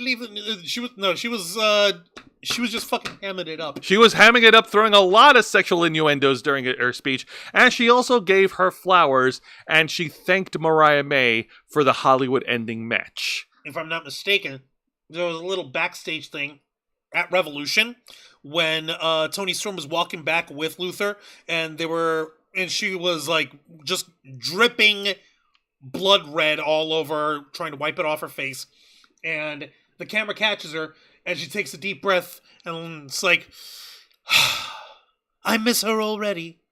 Exactly. Like she beat the shit out of Mariah. Yes, she did. And despite all that, despite all the brutality that she sustained from the woman from hell, the tramp is still the champ, as she said. Ha! And she also called out all the women in AEW, and she even made a few hints at Mercedes Moné by subtly like not name dropping her, but mentioning like people like to parade around as belt collectors, or whether you're belt collectors or whatnot. She pretty much made a call out to all to the entire locker room, saying like, "Yeah, honey," like, and she made like a joke. I forgot what she said, like something about an orgy. Like, throw your keys into the bowl and let's have an orgy. Fucking, yeah. Like, yeah. Let me see exactly if there's any quotation of what she said, because this is fucking bizarre. Oh, I would. Here we go. Let's see. And now it's time for a new beginning. This is the most talented locker room in all of professional wrestling. But we have so many world champions. When you fight with me, it's like visiting the zoo. Because I bleed like a pig and I will eat you like a lion. I promise you'll never hear me meow. It will be messy. It will be sweaty. But it will always be timeless. And then, oh my God. Goddamn woman. But unfortunately, her promo was cut short. After she turned around, she was blindsided by the AEW newcomer Megan Bayne, who knocked her down with a big boot and posed right over Tony's carcass, with the fans raining in boos on her. A new challenger has appeared. That's right. Oh, shit. This was a great promo segment, and I'm happy to see Toni Storm as champion. I'm happy about the timeless gimmick. I love the timeless gimmick. It's great. It's back. Yay. Isn't that nice? Who doesn't like throwback 1920s gimmicks, right? Well, it's dorky because of how much of her whole ass she puts into the gimmick. And everyone else in the AEW world just fucking plays along with her on it, instead of calling her like, no, this bitch is crazy. She's cracked in the head, or something like that. Oh, yeah. Speaking of cracked in the head, I saw a little bit of the Hollywood ending match, and it was so insane. There was a moment where they were taping up their fists, both opponents, with crushed glass, and they were doing like Indian, like Taipei deathmatch style. Oh my fucking God, you're kidding me. No. That could have been the main event, like you said. God damn it. You see? Yeah, I see. You pee? Huh? I don't have to go to the bathroom right now. No, okay, cool. Well, what about you? Do you have to go? No, I'm all right. I can hang for a little while. But that if we sent it, too bad WWE and AEW don't work together. If we get a Bayley versus Bayley promo or two. Bayley would have won. Bayley would win that promo, and Bayley wouldn't do well. Did not see Revolution, but Toni Storm versus Mariah May came across as the real main event, said most. See? We're not the only ones saying this! We're not taking crazy pills for once! Tony Khan, the people have spoken. Tony Khan, you're a fucking idiot. You don't have to listen to me or listen to Juan ramble, because the people have echoed the same thing. The Hollywood ending should have been the damn main event. Exactly. If you said also adding, nice to see Megan Bayne move on from no-selling Thunder Rosa, while Rosa held a goddamn chair. Oh, speaking of fumbling chairs, we're going to get to it on our bad match. Because this is an obligatory women's match on Dynamite. Oh boy, that's right. We're gonna spin that rotating random carousel and throw whatever random women we can to show up on Dynamite. Right, and this week we've got Willow Nightingale versus Penelope Ford. All right, hit me with your best shot. All right, so it's Power versus whatever Penelope. Well, actually, no. Penelope Ford is actually a good wrestler. Although most of her stunts is more like hardcore related. And she was able to hold her own. Willow Nightingale and Penelope Ford were able to keep the pressure heading towards a commercial break. When they got back, Penelope Ford was able to keep Willow Nightingale grounded. And then Willow Nightingale was able to fire back with her power moves. There was this really cool spot where Willow tried to go for a clothesline, and Penelope Ford actually like ducked back, did like a really cool Matrix duck, which is awesome. Oh, that's always cool. That's always cool.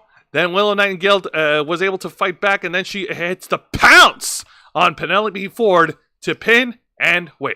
Your winner, Willow Nightingale. However, the celebration didn't last long because Penelope Ford knocked out Willow Nightingale from behind. She grabbed the steel chair, and then she hits one of the most weakest, stupidest chair shots to the back of Willow Nightingale, which is like,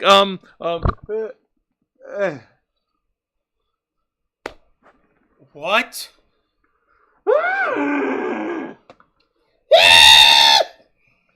So then afterwards, out comes Chris Statlander to save Penelope Ford, and she's trying to win back the good graces of From Willow. what? The wispy-ass chair shot? That stupid weak chair shot, yeah. And then, and she's trying to Oh earn the my good. God. She's trying to earn the good graces of Willow Nightingale, and then out comes Megan Bain again to knock out Nightingale. Again! There's some Marvel Rivals joke for you. To knock out both Nightingale and Statlander in the middle of the ring before posing again to the fan. Again! And that's where we close it off. I'm gonna go into candy break. Oh my god! That's embarrassing. That is legitimately fucking embarrassing. Please tell me that it's just that Penelope Ford didn't have the right momentum. Please tell me it was a fluke. Because if she went that sissy prissy with the chair shot on purpose, I'm gonna be fucking disappointed. I need to see this chair shot. I've never seen her hit a chair shot in any AEW. You're the one who said that Penelope Ford has a hardcore wrestling background. Don't fucking double flip flop on me on this. Yeah, with kendo sticks and tables. Yeah, you can swing a kendo stick. Oh, let me take a minute. Over Like it's okay, fine, whatever. Well, Nightingale. Ford. Oh my lord. It's with a P1. It's Penelope. You can't spell Penelope? Yes, I can, you hobo. I hit the wrong button, alright? I'm a little... All right, fine. Click on that. Yeah. Click on that, and then skip all the way to the end. To the end, yeah. I'm watching on our browser. I'm 100% certain that we'll get a copyright strike if we show it over here. Yeah. So skip all that. Yeah, la la la. She does her thing. She does that. Okay, Penelope tried to pin, and okay, they're going over, and yep.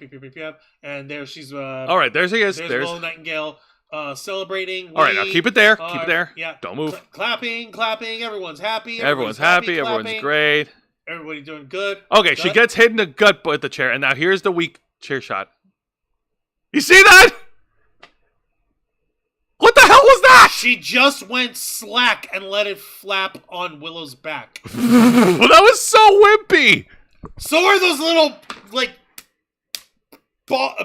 heel of the hand fucking smashes that she just tried to do. Serious fucking Lee. Okay, and there went Statlander with a forward drop kick and shoving Penelope Ford out of the ring. Yeah. Okay, that was embarrassing. I hate it.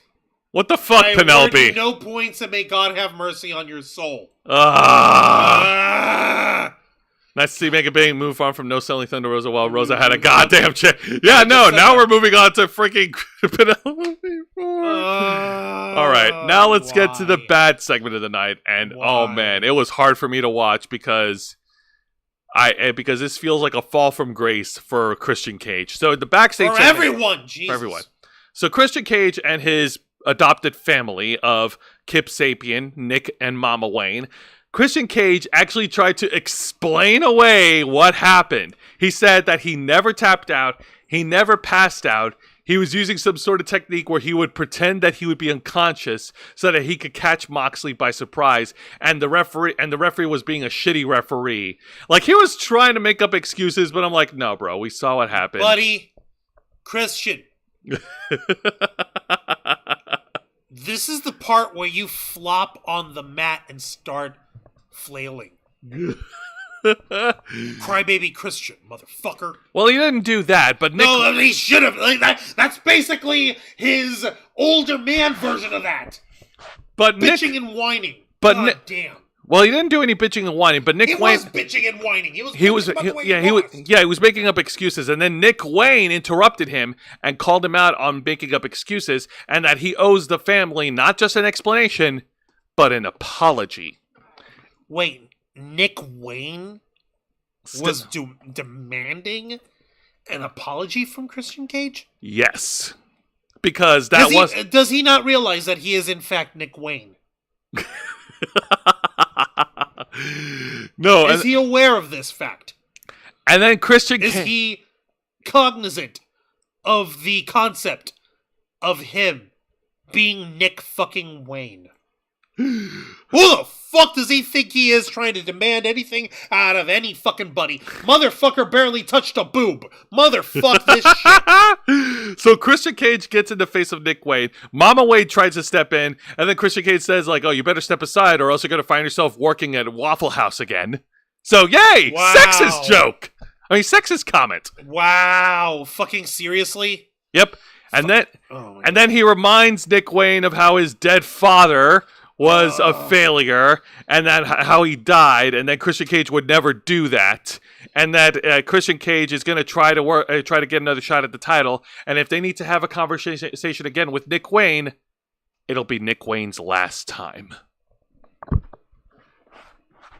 Bitch, you wear a sleeveless turtleneck. Don't try that shit with us. Both of y'all are stupid.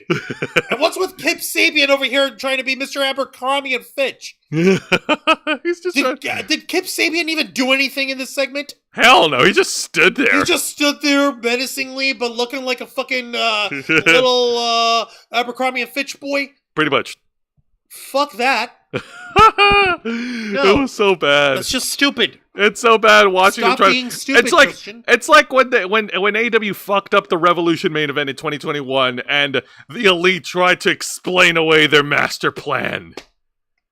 Are you referring to the exploding barbed wire death match? Yes, The one that fizzled out like a sack of potatoes? yes. Yeah, no. I remember us showing that to Angel the first time. And he reviewed it. Oh my god. Yeah, he gave us his review, and that was fucking embarrassing. Yeah, and they tried to explain it. The same thing with this one, 4 years later. That being said, folks, we do have that small clip of Angel's review of the main event of AEW Revolution. If you want to watch it, it's right here on our channel. Yeah, I'll pull up the link for it, and I'll put it in the chat in a few moments over here. But yeah, no, this is ridiculous. In the chat, Vicente Guerrero, Christian may feud now with Nick Wayne after a world title match. What an upgrade. Right? Oh. How wonderful for Christian Cage. Now he gets to face Nick Wayne. That's the best thing ever, Jose. That's the best move in his entire career. Oh my god. This is a Hall of Fame moment here. All right. Well, this will definitely make that young upstart Christian Cage's career. Well, before we get to the main event of AEW Dynamite, we do have an honorable mention to talk about, and that is an in-ring promo segment featuring Maxwell Jacob Freeman, MJF. Okay. Guys, MJF lost to Hangman Adam Page at Revolution in their opening match. Once again, another example of a match that could have been the main event. MJF, they showed a clip backstage after the Revolution where MJF is staring into a mirror and calling himself a fake, and he was breaking down, he was crying, and he punched the mirror and broke it before yelling at Alicia Atute and telling her to get the fuck out of the locker room. You mean his girlfriend? Yes, he yelled at his girlfriend. He chewed out his girlfriend and threw her out. Yes. Not physically threw her out. No, but he fucking threw her out? Yes. Are you kidding me? Yeah, I know. Okay. Yeah, I know. Well, yeah. And then in this promo segment, MJF mentions that his business with Hangman Adam Page is not over and that he's coming for the Cowboy very soon. But then he was interrupted by the leader of the Hurt Syndicate, MVP, Montel Vontavious Porter. And MVP talked about a little bit of history between himself and MJF on how when MJF was in the independents in his younger years, he would come to MVP for advice of surviving in the wrestling business. And now Fast forward to 2025, MVP is proud of MJF of what he's become, but at the same time, he's also a little disappointed because nobody fears MJF anymore. The fans don't fear him. The wrestlers don't fear MJF. Why should we? And now MVP is offering to help MJF once again. He pulls out a business card for the Hurt Syndicate and makes an offer for MJF to join them. MJF respectfully declined the offer, bragging about how he was the longest reigning AEW World Champion in the company's history. And then, to finish off the promo segment, all MVP said was, focus on the word was, before giving the card to MJF. Juan, your thoughts? Okay, that's good. Also, folks, here's that old little clip if you want to watch Angel's reaction from this. When did we do this? 2021. You gotta be fucking kidding me. That's what we talked about, yeah. Oh my god, shoot me. It was so bad. That is so bad. The match was good, but the finish was fucking awful. It was depressing. It was literally sparklers and then a couple of pops around the ring and nothing. I know. Oh my god. All right. Now let's go ahead and talk about the main event. Real quick, if you said it was saying, in this segment, Kip Sabian had the best spot of everyone. He got to remember what Penelope Ford looks like naked. God damn it! Oh, baby. Oh, baby. And he also says, sort of good seeing MJF punch a mirror. He talked about doing that in a promo because, quote, I hate the face I see in the mirror. Yeah. I'm looking at the man in the mirror. Oh, yeah. Botchamania is going to make a shit out of that. I hope so. I hope so. So now let's get to the main event, and it is another round of the Dynasty of the International Championship Dynasty Tournament as the luchador Hechicero, representing CMLL, goes one-on-one against freshly squeezed Orange Cassidy.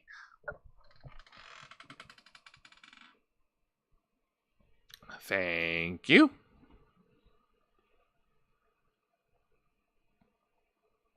I said thank you.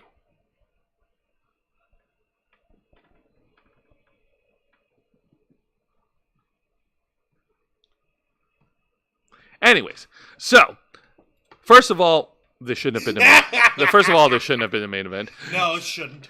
No, secondly, okay, so let's talk about this match. Orange Cassidy was getting the shit kicked out of Hechicero about 80% during the main event, and Hechicero was pretty much just wrestling down Orange Cassidy, targeting his right arm, and also, targeting his right arm, weakening him from using the orange punch. He kept locking in the armbar submission holds. He just kept targeting the same arm throughout the entire night. The Hechicero is a white shark, and he smells blood in the ocean. Or in this case, he smells orange juice in the ocean. Oh, my... Wait, really? That's what you're gonna... Really? Well, what do you want? What pun do you want me to go with? That is so weird. Anyways... Now, Orange Cassidy, of course, displayed his resiliency in this match. He was able to fight back against Hechicero. He hits an incredible, hands in his pockets, Hurricane Rana move or dropkick, but Hechicero was able to kick out after 2. And Orange Cassidy did try to go for he tried to go for the spinning satellite DDT that he does. Hechicero was able to reverse that into a Michinoku driver, but Orange Cassidy was able to kick out. And then Orange Cassidy regained his footing again, and he hits the satellite DDT, getting him the second time. And then he tries to go for the orange punch. Hechicero was able to reverse it, continues to punish him, now working on the right leg, and Hechicero continues the assault on Orange Cassidy until Orange Cassidy was able to, at the last couple of seconds, roll him up into a special roll-up pin to pin and win. Your winner, freshly squeezed Orange Cassidy. Ugh. Thank you.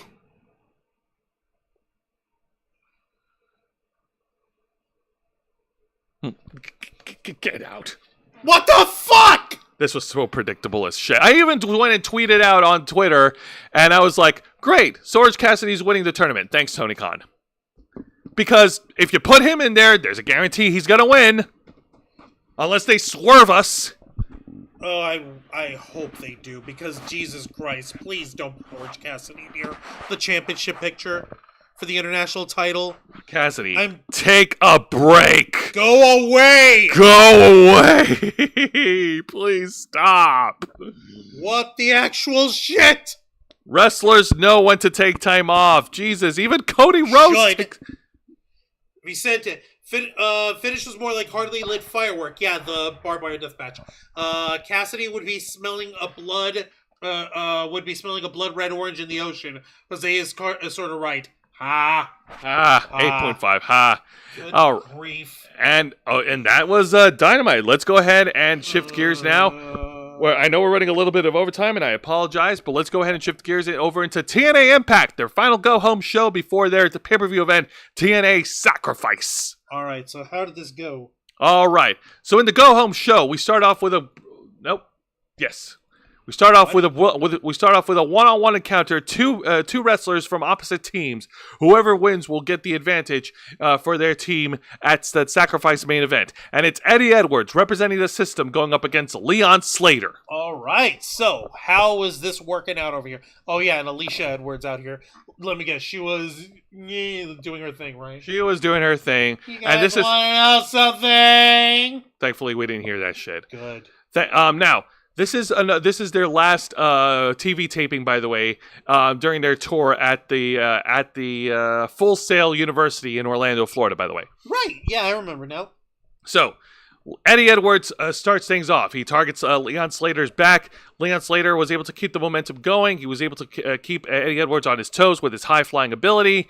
And then Eddie Edwards sees an opportunity to knock Leon Slater off his feet.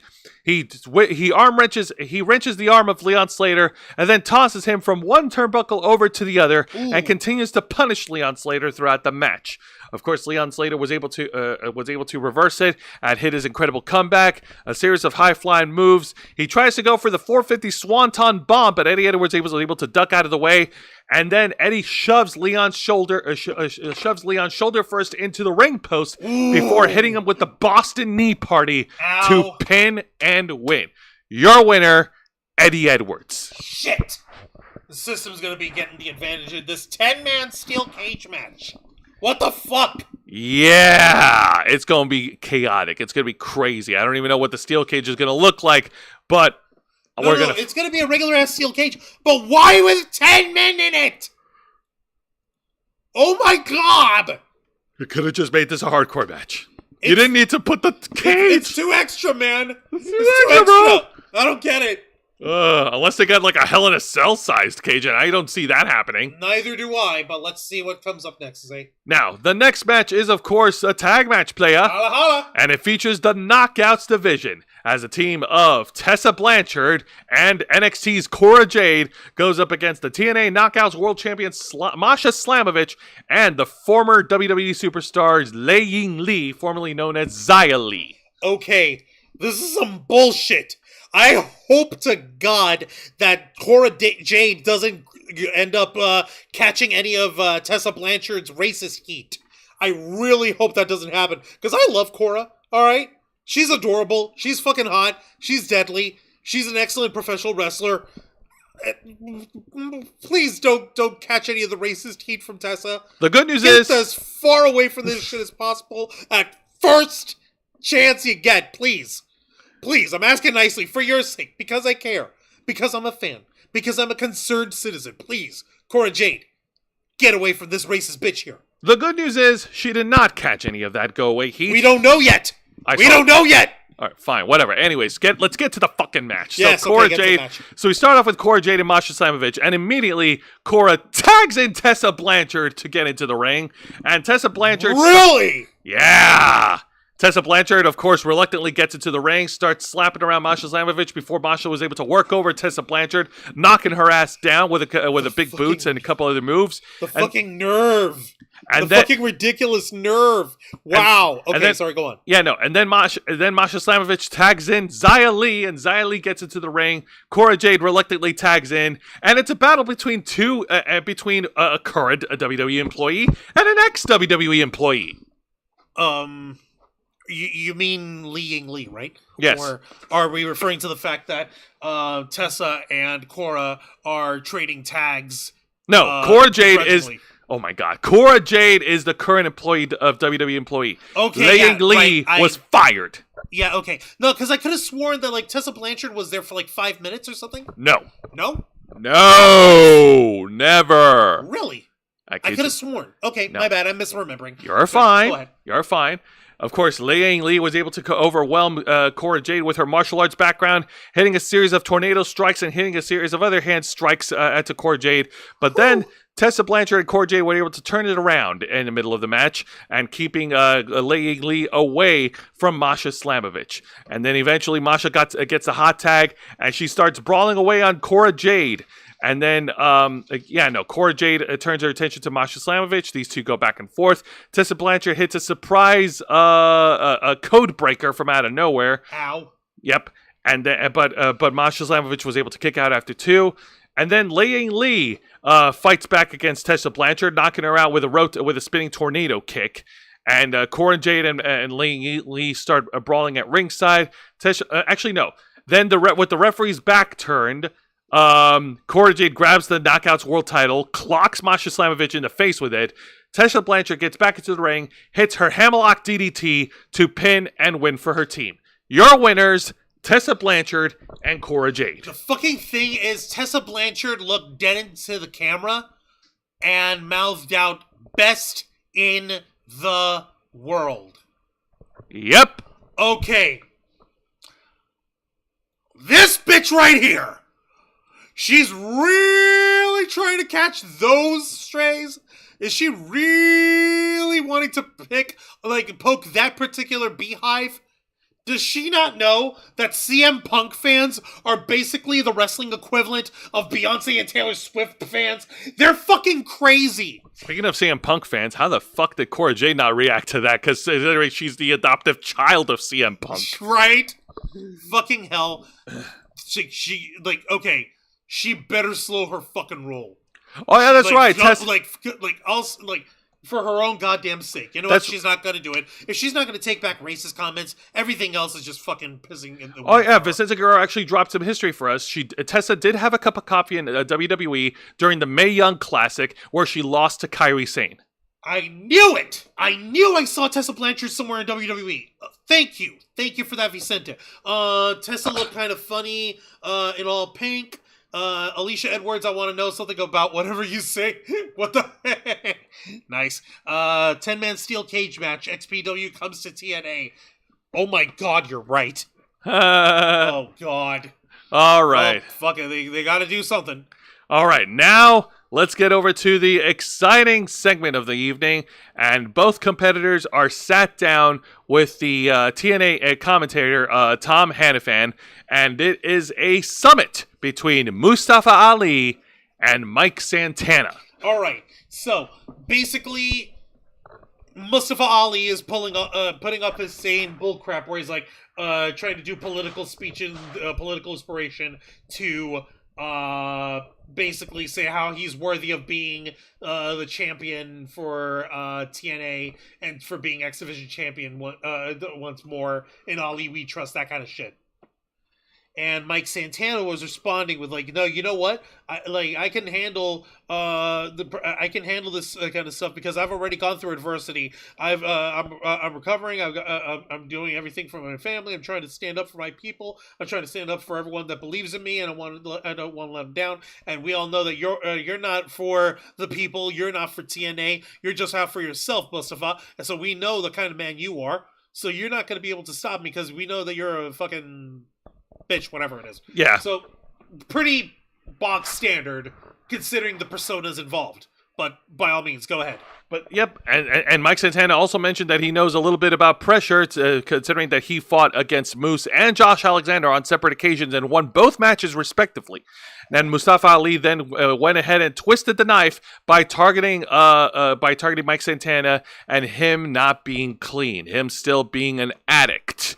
And Mike Santana then pulls an Eddie. About an alcoholic, people. Yep, Mike Santana then pulls an Eddie Guerrero and says, "Yeah, he's addicted, all right.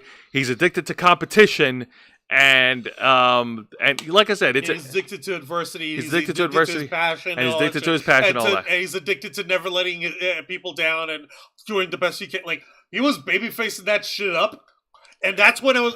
And it was note for note a repeat of JBL and Eddie Guerrero. Like, for real, look at it.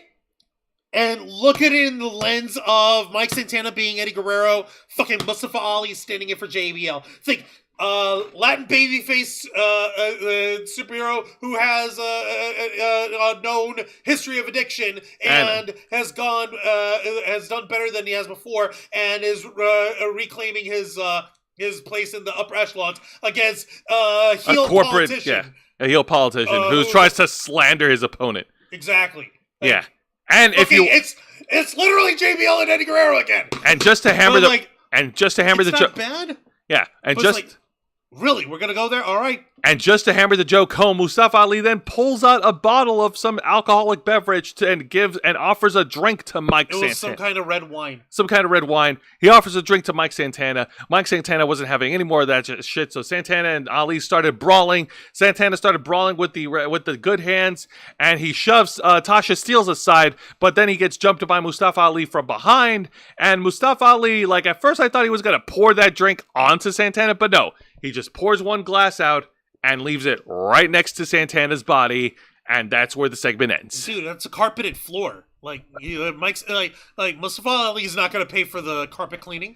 Yeah, you're right. No, no, it's not just carpeted floor. It's also the sacred hallowed grounds of NXT. Full Sail. Oh yeah, Full Sail. Right. But anyways, I was like, wait. Oh yeah, that. No, you're fine. But yeah, no, Juan's right. It is a note for note repeat of the rivalry between JBL and Eddie Guerrero. And it's like, when you look at it through that lens, it makes perfect sense. I'm glad that I caught that. I'm very glad that I caught that. Thank you, Juancho. Yeah, no problem. All right, now let's get over to the match of the night. And this is a one-on-one match as JDC, representing the system, goes up against Cody Deaner, the man of the people. And honestly, this was, I really didn't care much about it. Like, Cody Deaner does his whole, like, the people's choice shtick, goes down the ring. He gets a little personal, and I'll be honest, I was a little touched by it. He talks about how he's fighting for his family, his wife, and his kids. Oh. And then the JDC goes full heel on him, saying, like, look, these people, they don't give a damn about your family. I don't give a damn about your family. Do yourself a favor. Ooh. Quit embarrassing yourself. Get out of the ring and just quit the match. Ooh, how dare you. And then Cody Deaner is like, nope, it ain't my choice. It's the people's choice. And so Cody Deaner starts brawling against JDC. But unfortunately, it was all for naught. JDC fought back against Cody Deaner. Eventually, he hits the Falcon Arrow finishing move to pin and win. Your winner, JDC. Why are we busting down Cody Deaner like this again? No, just like, because Cody Deaner, I like his act. It's funny, but like, he comes off more as a novelty. It doesn't, like, he's not exactly like an actual, like, contender or somebody who I want to get behind, who I think is going to win. Well, maybe they should do something about that and let him have a couple of wins. Like, and I thought JDC, I hate wrestling. Now he's part of the system. Well, so what? He doesn't hate wrestling anymore? Like, well, what's up with that? Well, that's because the system is working for him. Or rather, he's working for the system. And it works. For God's sake. I didn't like this match. I'm sorry. I got to be honest. You sent in the chat, I remember that Eddie Guerrero Almanatic promo. Brock Lesnar cried backstage after hearing that. I do. I remember hearing about that too. That was beautiful. Man. Yeah, I know. Brock Lesnar crying. Right? Sorry, but we're trying to get through the next bits of the show. All right, so now, I totally understand. There are thankfully no shitty segments to talk about, so before we get to the main event, I do have an honorable mention to talk about, and it is Light versus Dark, Angel versus Darkness, Hope versus Fear, Zaya Brookside versus Rosemary, the Demon Assassin, my personal favorite, Knockout, thank you. All right. And it was a great match. It was an awesome match. There was a spot where, and unfortunately, the match was ended in a disqualification when Rosemary decided to hit the green mist onto Zaya Brookside, but I don't give a shit. It looked fucking cool, and I like this fucking clash of black versus white. Okay, but they're both white, though. Metaphorically! Jesus. You idiot. Yeah, I know. That was too easy, though. All right, so tell me the rest of this match. I already summed it up. It's an honorable mention. You know I don't waste too much time on honorable mentions. I sum it up by what it was. Come on. You gotta give folks a little more detail. All right, but now let's get to the main event. Oh, God. Because Wait, before he clashes with the system at Sacrifice, a certain champion has to defend their title in the main event, and it is none other than the TNA World Heavyweight Champion, the prestigious one. Say his name and he appears. I believe in Joe Hendry. That's right. Joe Hendry defends his TNA World title against a surprise opponent. We don't know who it is. We don't know who will step up. But after Joe Hendry gets into the ring, out comes the TNA Director of Authority, Santino Marella, to announce a surprise opponent. But then he was interrupted before he could announce before he got announced the guy, and he was interrupted by none other than Hollywood hunk Ryan Nemeth. My big brother! God, it turns in one day! And he was trying to pull this bullshit like, oh, by the way, my big brother hates you just as much as I do. In fact, he gave me his TNA title rematch clause that I'm taking and using now. It's so stupid. Everyone and their mother's like, excuse me, bitch? That is not how any of this shit works. And last I checked, wasn't Ryan Nemeth like, oh, hey, I respect Joe Hendry and all that shit? No. Ryan Nemeth was actually slandering Joe Hendry. It was Nick who was saying that he respects Joe. No, that's what I was trying to say. I mistook. I misspoke. I was trying to say, like, wasn't Nick Nemeth the one saying that he respects the hell out of Joe Hendry? So what the fuck is Ryan over here trying to talk on his brother's behalf for?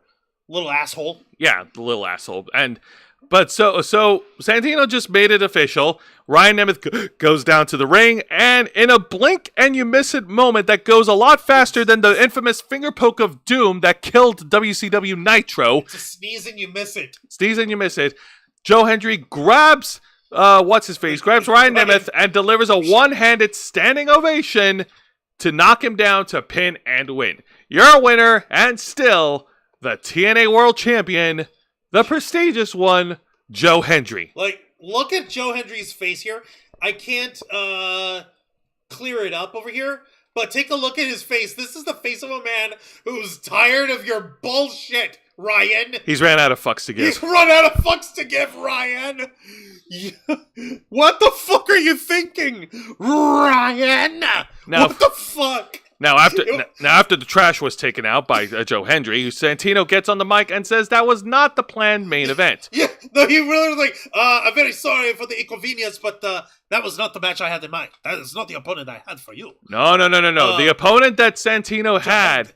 Joe Hendry, I do have another opponent if you don't mind working just one more time. And he was like, yeah, sure.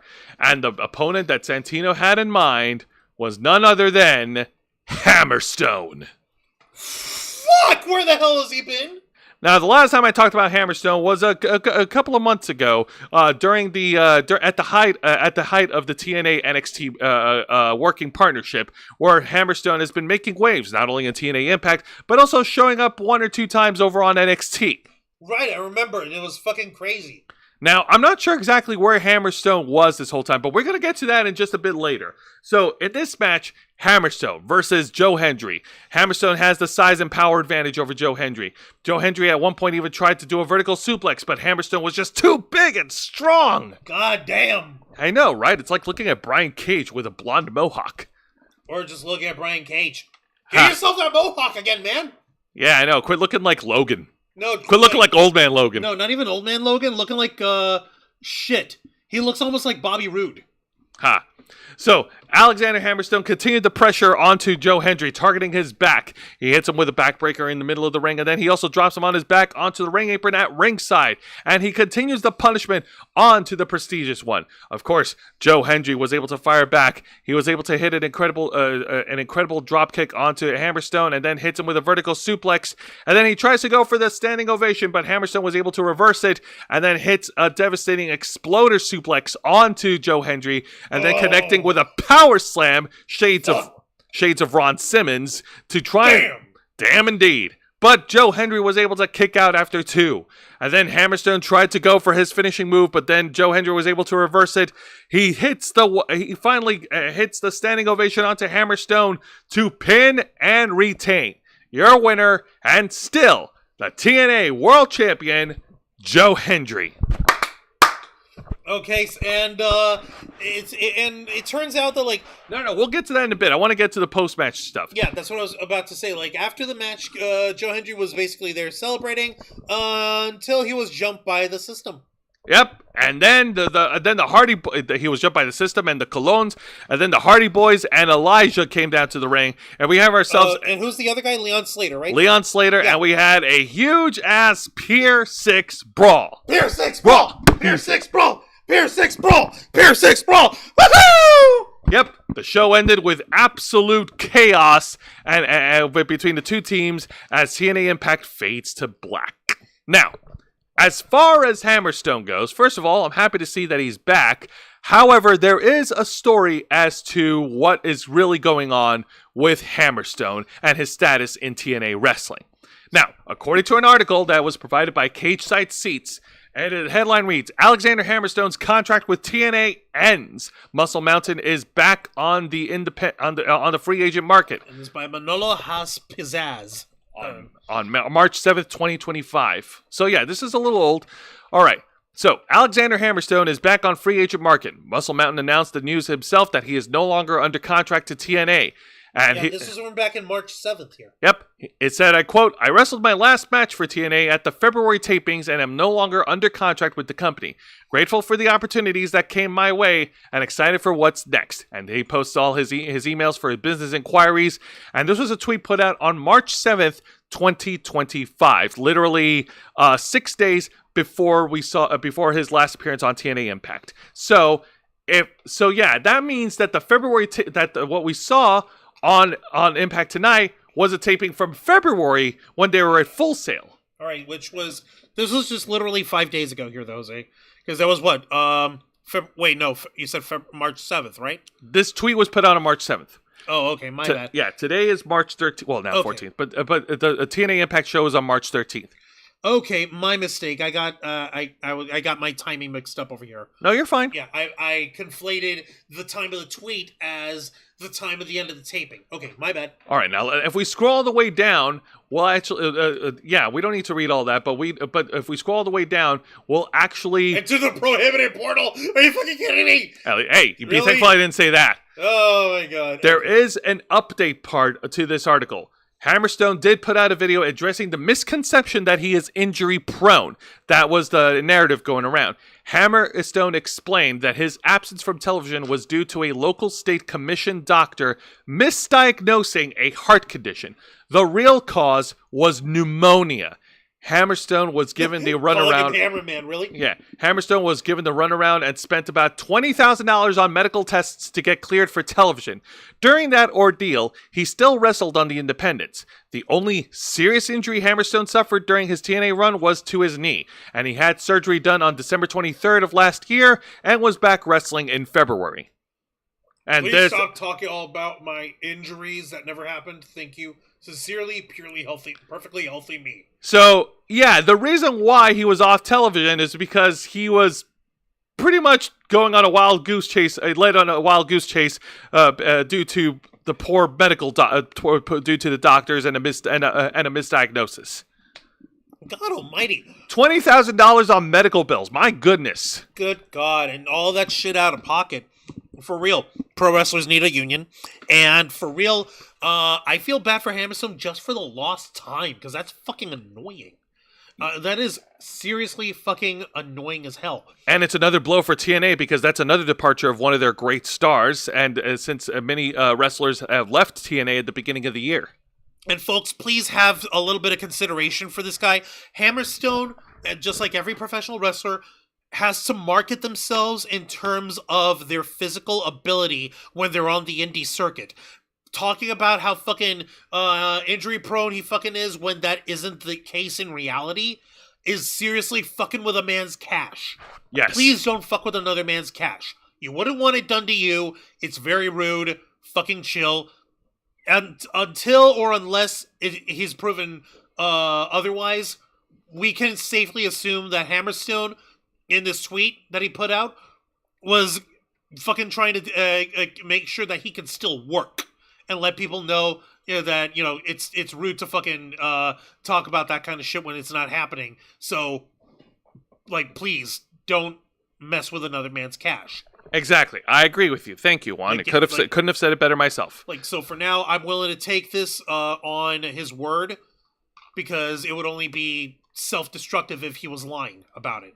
So, that being said, we do wish Hammerstone the best of luck. I personally would like to see him in WWE, considering how much of an impact he made on his cup of coffee on NXT, and how much of a reaction he got from the Orlando crowd.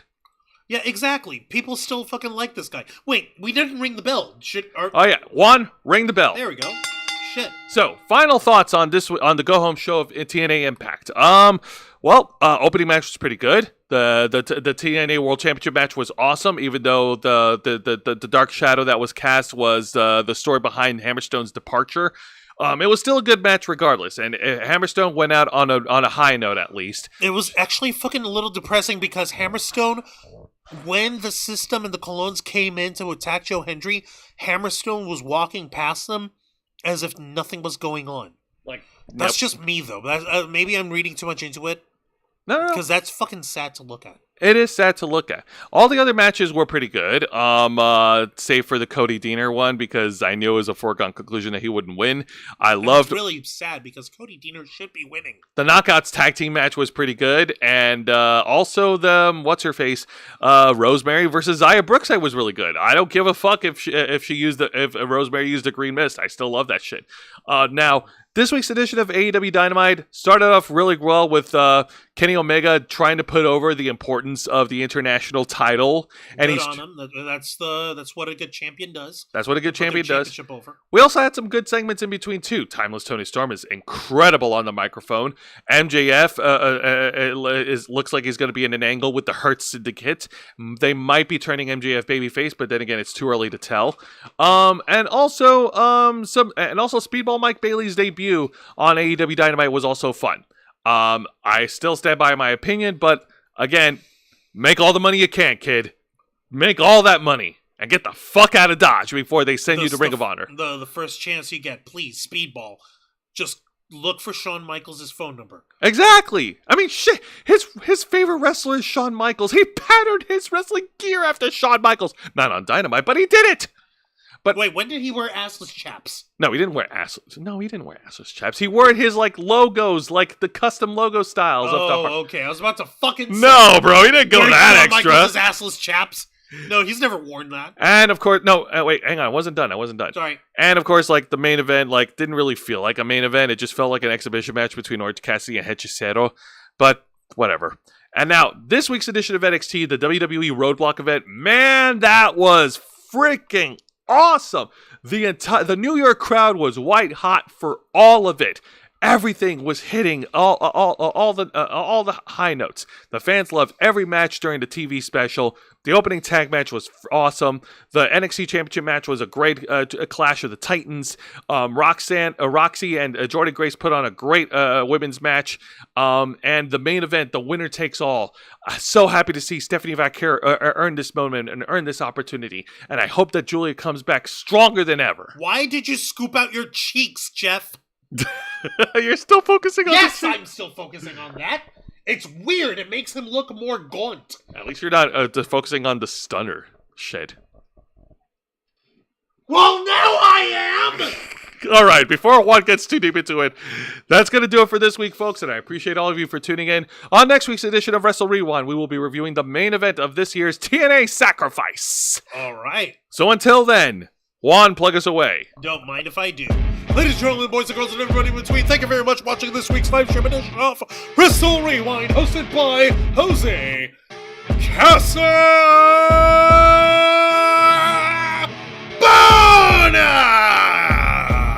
As he reviews for you the best and the worst of three of the most exciting professional wrestling programs in North America today: WWE's NXT, AEW Dynamite, and TNA Impact. Step into the ring every Thursday night at 10 p.m. Eastern Time, simulcasting on YouTube and Kick. Hit the subscribe and follow button, ring the notification bell, stay up to date on all of our content, become an interflocker by hitting the join button. And until next time, continue to follow us on Facebook.com/TheRavensFlock, Twitter.com/RavensFlock13, Instagram.com/TheRavensFlockOnline, Kick.com/TheRavensFlock, and of course, remember to hit the subscribe button and ring that little tiny notification bell right here on our flagship platform, YouTube.com/TheRavensFlock, humble home of the Black Files. Los Amigos play, Wrestle Rewind, and the Ravensflock. All right, folks, thank you very much for tuning in to another exciting edition of Wrestle Rewind. For Mr. Juan Arouse, I'm Jose Casabona, and...